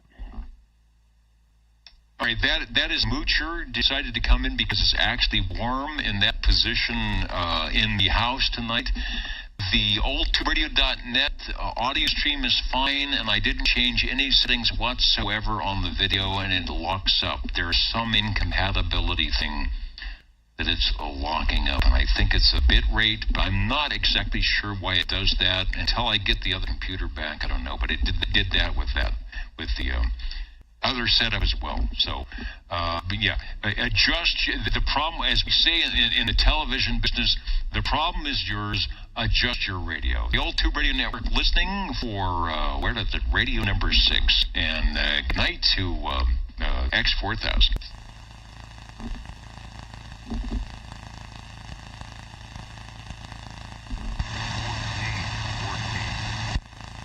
And 14 is trying to make it in. I hear you beaconing through. If you can hear me, take a transmission over. I can't hear you. I don't know how well you're hearing me. I tried to get there earlier, but we have making some good there. Like Miracle Seed, they get left and dog that Magic Eye Radio. And this is the one that Harvey was fantastic.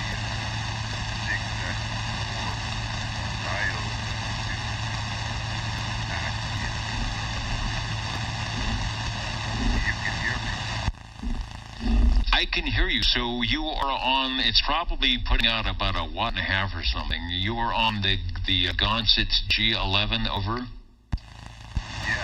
that's correct. The Gonsett G11 with a original microphone, the waffle mic with the original sticker on the microphone. If you can hear me, this is the Methuselah radio, and kind of an interesting name. I thought that was comical when I pulled it out of the box and saw that. So it's an old radio, and Methuselah is a fitting name with its one green eye. Indeed. Well, your audio just came up in that last transmission. A little bit of signal noise, but we're hearing you 100%. We've got another shot of the Citizens Communicator from Gonsett. Faust Gonsett, Young Spring and Wire Company.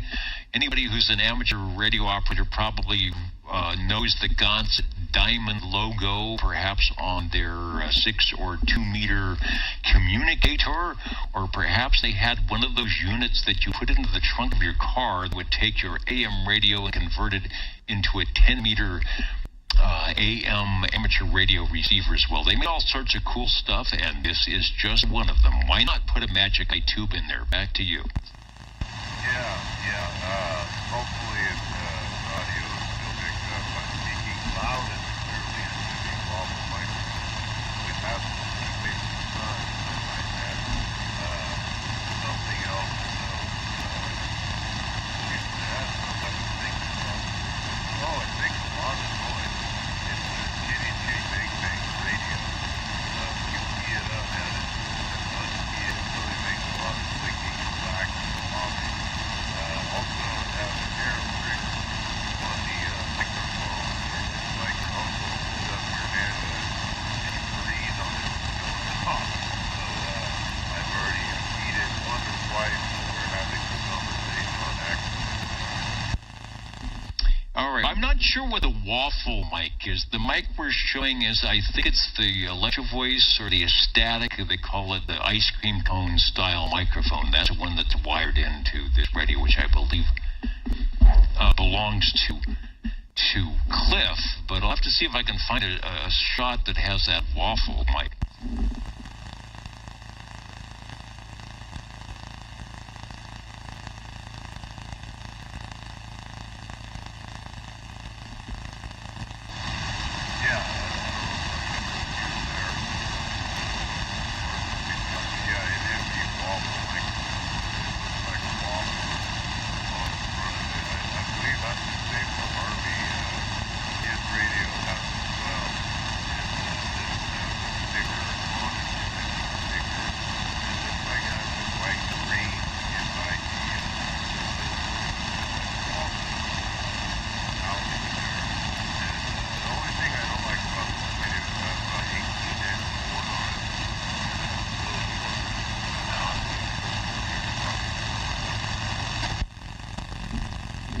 Indeed. Well, with the computer issues, it's hard for me to get the shot I'm looking for on the radio. But I'm going to bring up an ad. This is from 1958. So this radio, the Gonsett, someone mentioned about the E.F. Johnson. This actually probably predated the E.F. Johnson. I'm bringing the shot of the ad up because this may indeed be the waffle mic on the side of the radio. A complete two-way radio station for use in the new Class D service on 11 meters. Hundreds of uses for the new Citizen Communicator carrier in your car, or use fishing, hunting, camping, boating, auto racing, skiing. Boy, they leave exciting lives here in that sea world.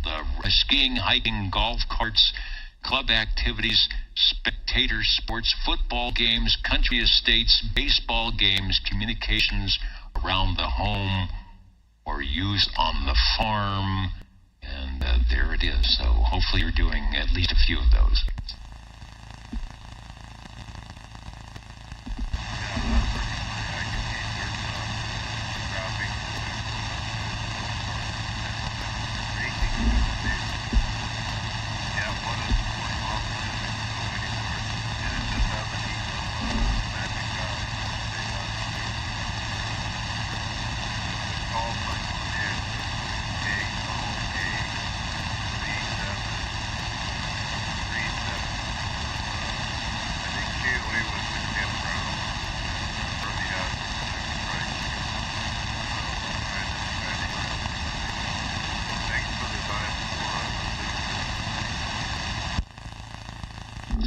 probably still there. Signals. The audio is almost faded away, so I'm not sure what goes on. It could be conditions, believe it or not.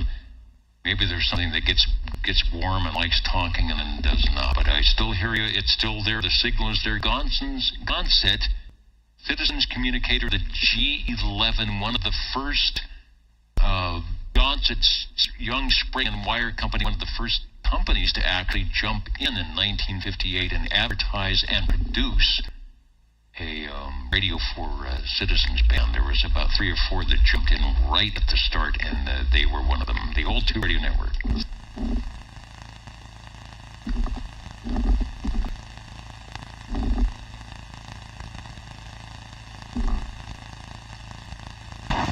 How about one from the Radio Lounge? You are back safe and sound, over. Yeah, much warmer. Don't, well, it actually wasn't that bad. I tend to do this anyways, but if you don't like the cold, don't go out there in a coat, but with shorts. You're going to notice the weather. Yeah, especially when the dew point is near the temperature. Good. Well, I'm glad that you could even hear me. I was rather paranoid because like I said, I think last year, I don't know, because I chose the wrong location to stand. But if I'm standing in a good location on this, I brought in T123, which you don't have to worry about AA batteries and be getting just that prime location, either right next to the swimming pool or kind of away from electrical wires and whatnot. Exactly, Raman T123 something. Remember that location we're at. Wherever you're out tonight, your signal was almost as strong as you are now on the base. And I kid you not, it was just super, super good wherever you were standing. And then you moved to do something and your signal dropped by about 2 S units just instantly. So you were standing, maybe you were under a power line, or you were getting some ground plane effect from one of Santa's elves on the lawn. Doing a good job. Even better now with the yet another Magic iTube radio, over. Yeah, kind of sad. There seemed to have been a lot of Gonset radios checked in, and the one I have, well, whatever, on the radio ledge, it doesn't work right now, and my only other functioning one is kind of tucked away in the closet. But this does have a Magic Eye, and it's, boy, it really works well, especially with this amplified B104 I have. Yeah, Raman T123, and what is it? Is that a 6RE13 I'm looking at? A 6RE13. I think that there's the horizontal one, which that is, and then the 6ME5 was just through the top. So this is the opposite, or the other tube. The Gonset has the one that has, like, Pac-Man. You're looking at the top of the tube. This one, you're looking into the side of the tube. Yeah, and it's been a while since I've had the top off of this radio, so I don't remember exactly how wide it is, but it's definitely long enough. And it looks great. It's definitely winking and blinking, and it's one of my favorite radios to use this late at night when people generally tend to go to sleep, and I don't feel like waking up. This is the one to use. Really, the only comment that I could make on this that I haven't made at least many times before. I think you mentioned the term dymo tape. This one has dymo tape on it, if indeed that is what it is. It's my understanding, well, there is an extra knob on the back of the radio, and I don't think I don't think the knob does anything as far as transmit. It does have dymo tape on the top of the radio, and it says upper and lower on another little piece of tape. So, if I remember correctly, I could just receive maybe something other than the normal 23 channels. I I don't know. And maybe I'll have to fill around with that at some point in time. But I don't know how many radios had Dymo tape this evening, but if you're keeping track, put another tally in that column. I will do that. You wanted to keep your call letters handy in front of the radio in case the FCC was ever in town and you needed to stop using your CB handle and use your call, because most people couldn't remember what their call was anyway because they never used it. So you needed to put it in front of you somewhere. You know, I'd like that feature. I think on my Browning R27S23, I think it's got a little placeholder for that card on the right-hand side of the transmitter. That radio I was just speaking on, the Robin T123, did not have one on there. So I guess you would be using that Dymo tape to put your call sign on there. Neither, let me feel here.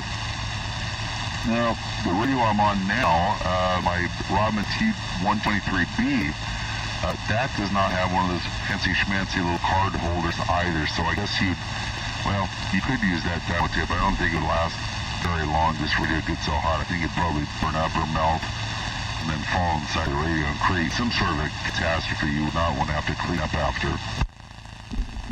You don't want to do that.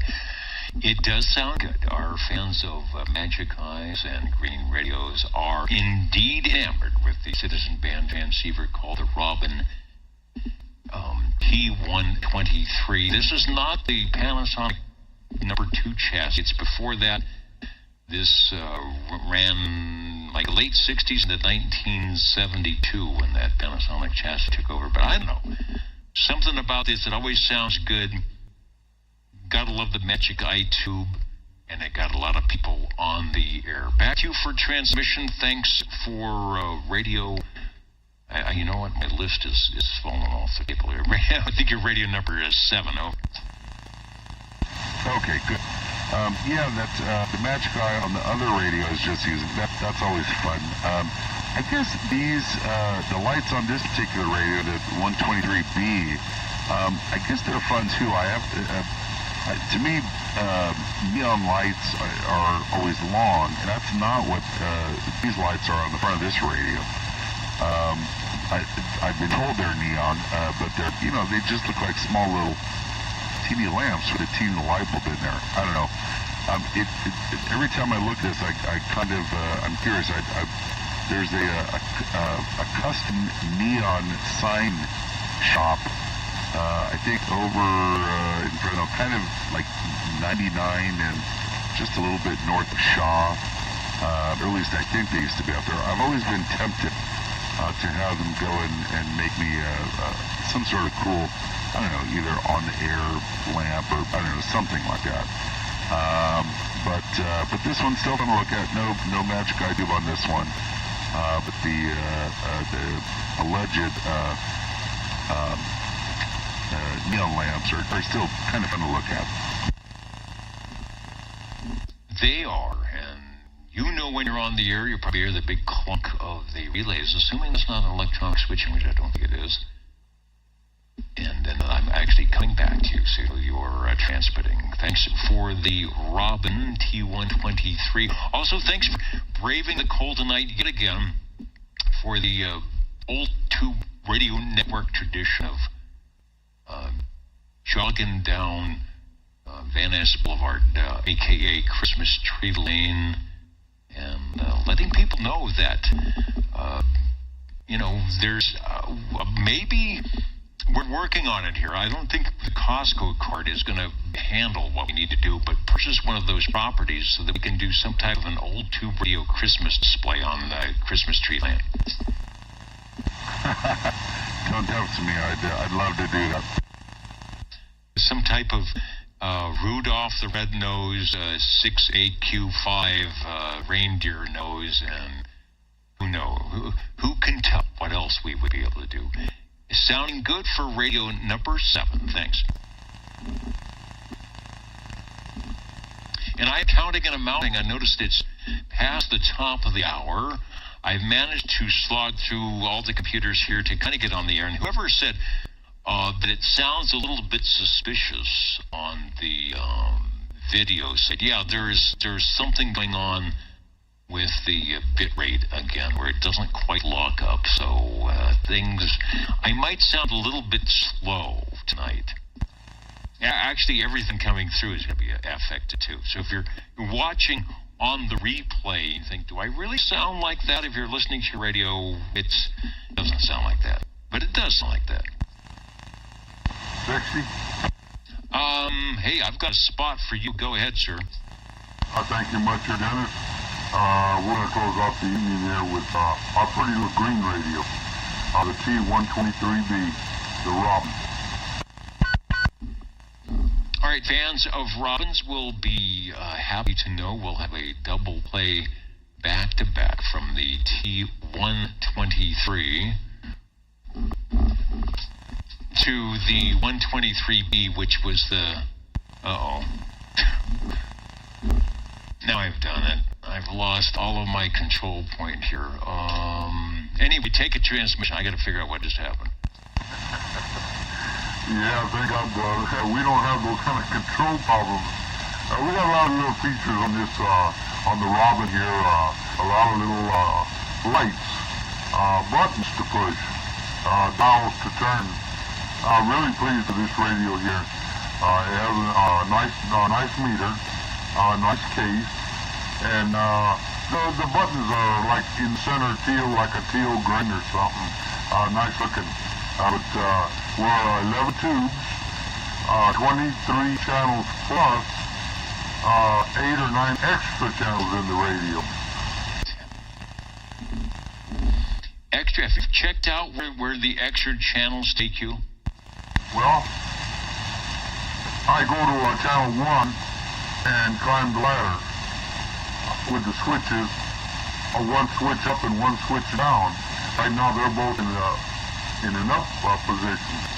One switch down, one up. I can go to channel 1 and go to channel 26, and then 227 and so forth. Almost up to about 35. Well, all right. Well, you've got the 123B plus. But of course, channel 11 is probably the most important, at least on a Saturday evening, place to be. And I'm sure it's sitting there right now, as is the picture of the radio we're showing right on channel 11. So take another transmission, make that modulation light blink. Oh yeah, it looks to blink. Kind of shy sometimes. You gotta kind of look into it. Doesn't hit you very, very hard. But the channel 11 biting, is a yellow. The channel 11 itself is yellow, and the exterior around the number yellow, it being yellow, is green. So I guess you go around the horn, the dial is green on the inside.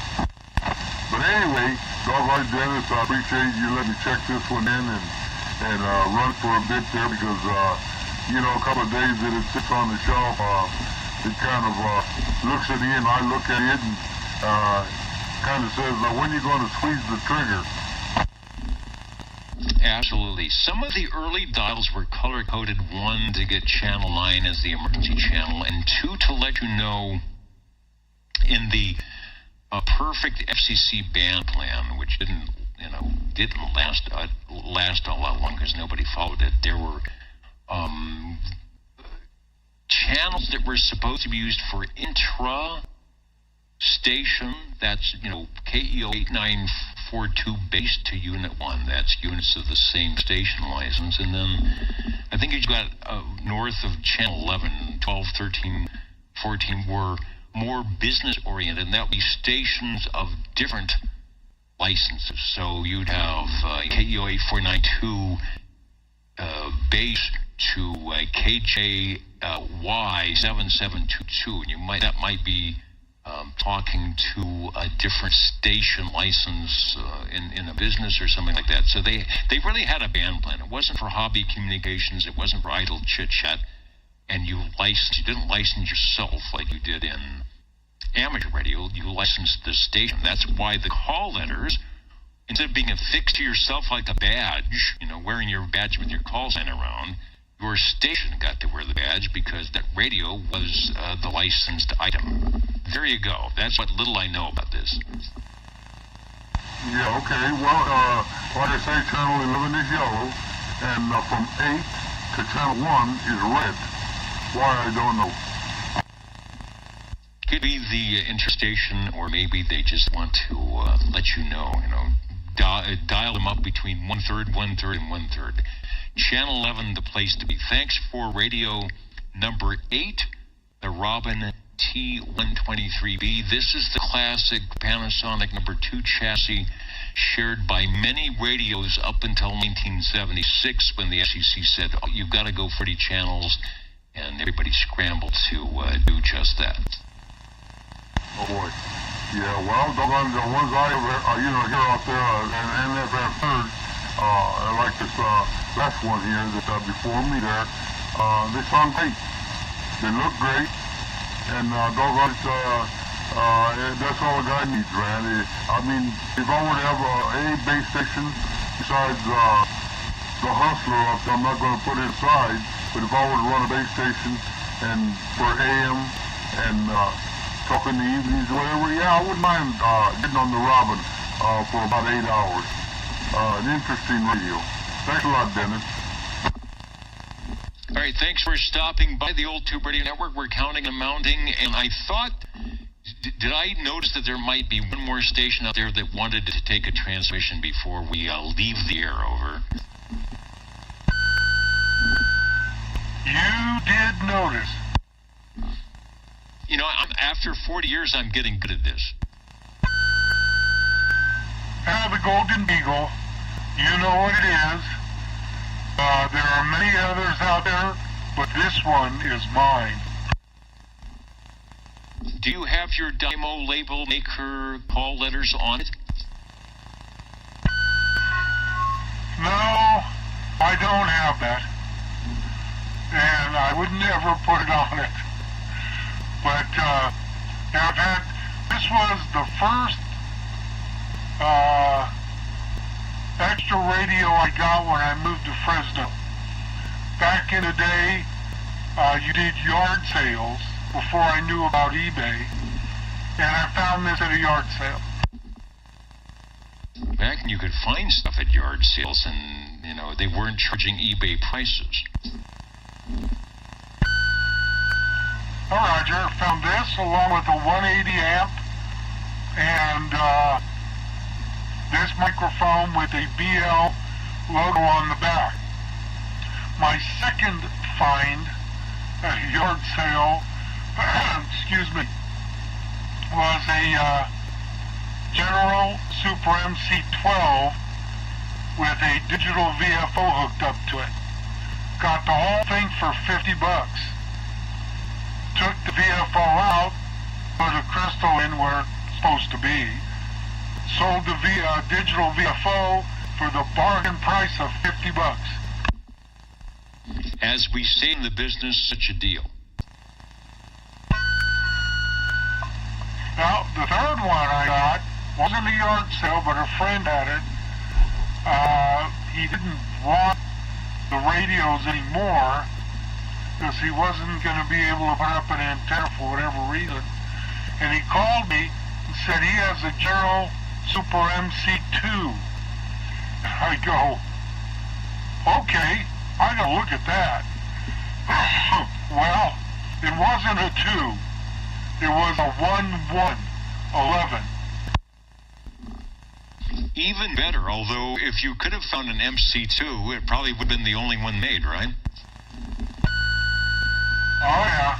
I'm not sure, but I think they just had the Master Control radio, which we know somebody does have, and an MC4. I don't think they did a 2 and a 3 or a 1, but I'm not sure. Somebody more knowledgeable in general radio telephone would have to figure that one out. Okay, I'll let you go. It's late. Right. Well, it was the VS. There was 2 vibration service, but Master Control. I think the regular Master Control, the MC3, probably was in, and they had the SB what was the sideband that they had. So just back in the day, back in the 60s, these companies were just sitting at the kitchen table making stuff. It's like, hey, I found some, and they make a new radio come out and next year, just like model cars back in the day before they were all cookie cutter. Okay, final call, the Old Tube Radio Network.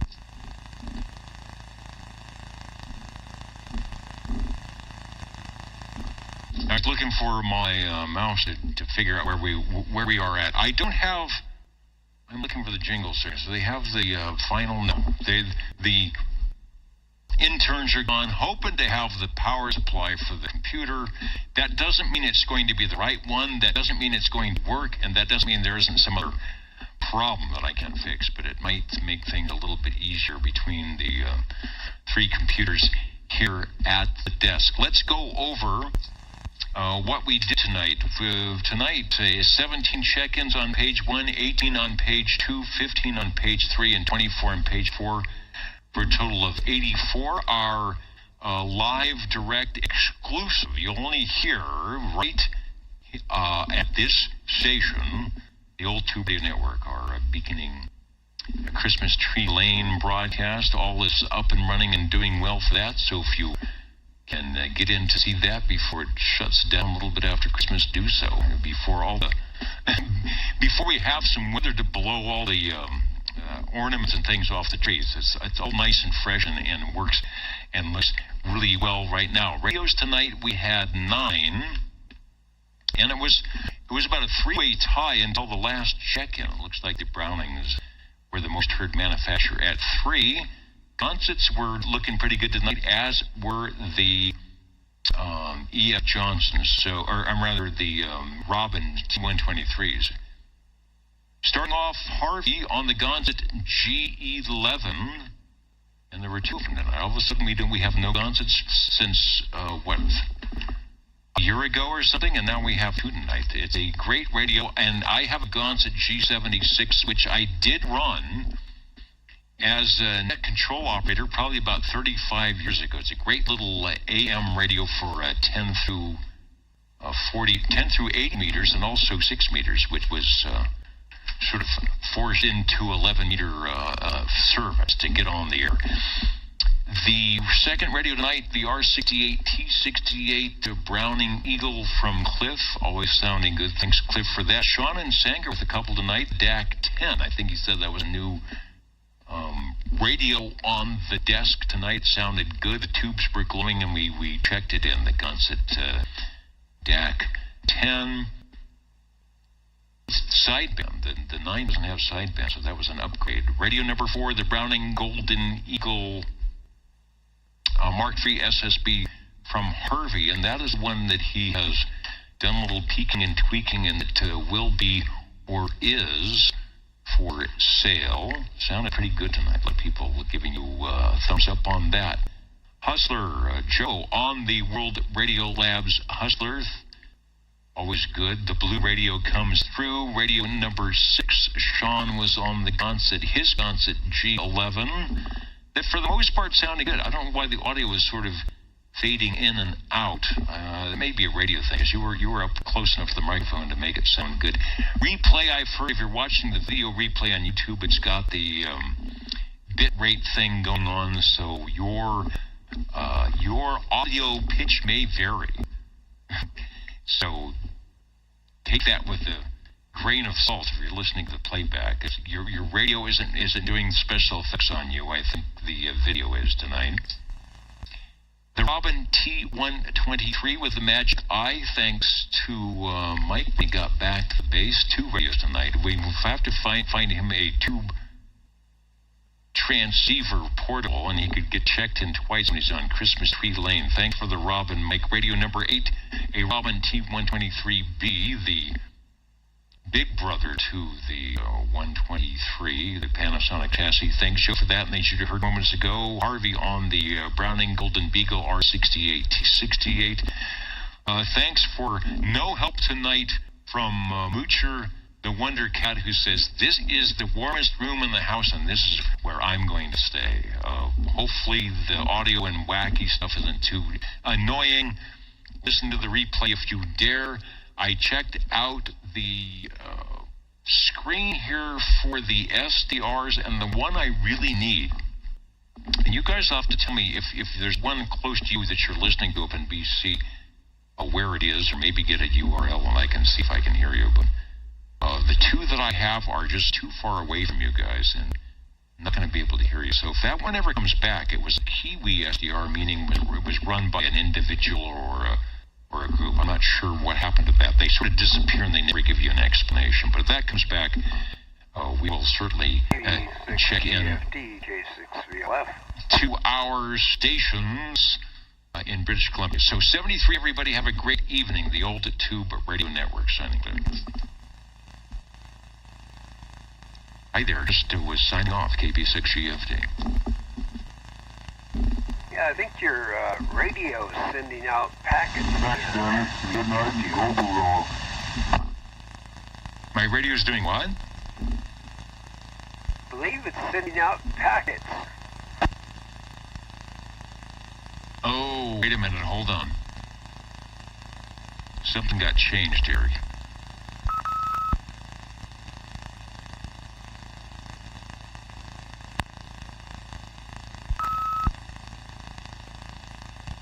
Okay, somehow the A and B side got connected, and it was on an APRS thing, so that should solve that. Okay, good. Because your location doesn't really change at all. I think I've got the beacon set up. I don't know. Maybe once, hopefully not once every 2 minutes or something. But I noticed the B side was set to the same frequency for some reason. Yeah, it's something like it seems probably about every 20 minutes or something. Yeah, that would be about right. I don't have it beaconing all the time because I don't need to let people know where I'm at. So, all right, I don't know. Well, considering all the craziness that's going on in this room, I'm not surprised that things got wacky on that. All right, thanks for letting me know. I'd probably be shut it down anyway. I got to get all the wire mess straightened up here. You're done with that mess. Come over and help me with my mess. Absolutely. All right, thanks for that, and 72 plus 1 KB6GFD. Maybe we'll see you next week. Who knows? K6, feel up.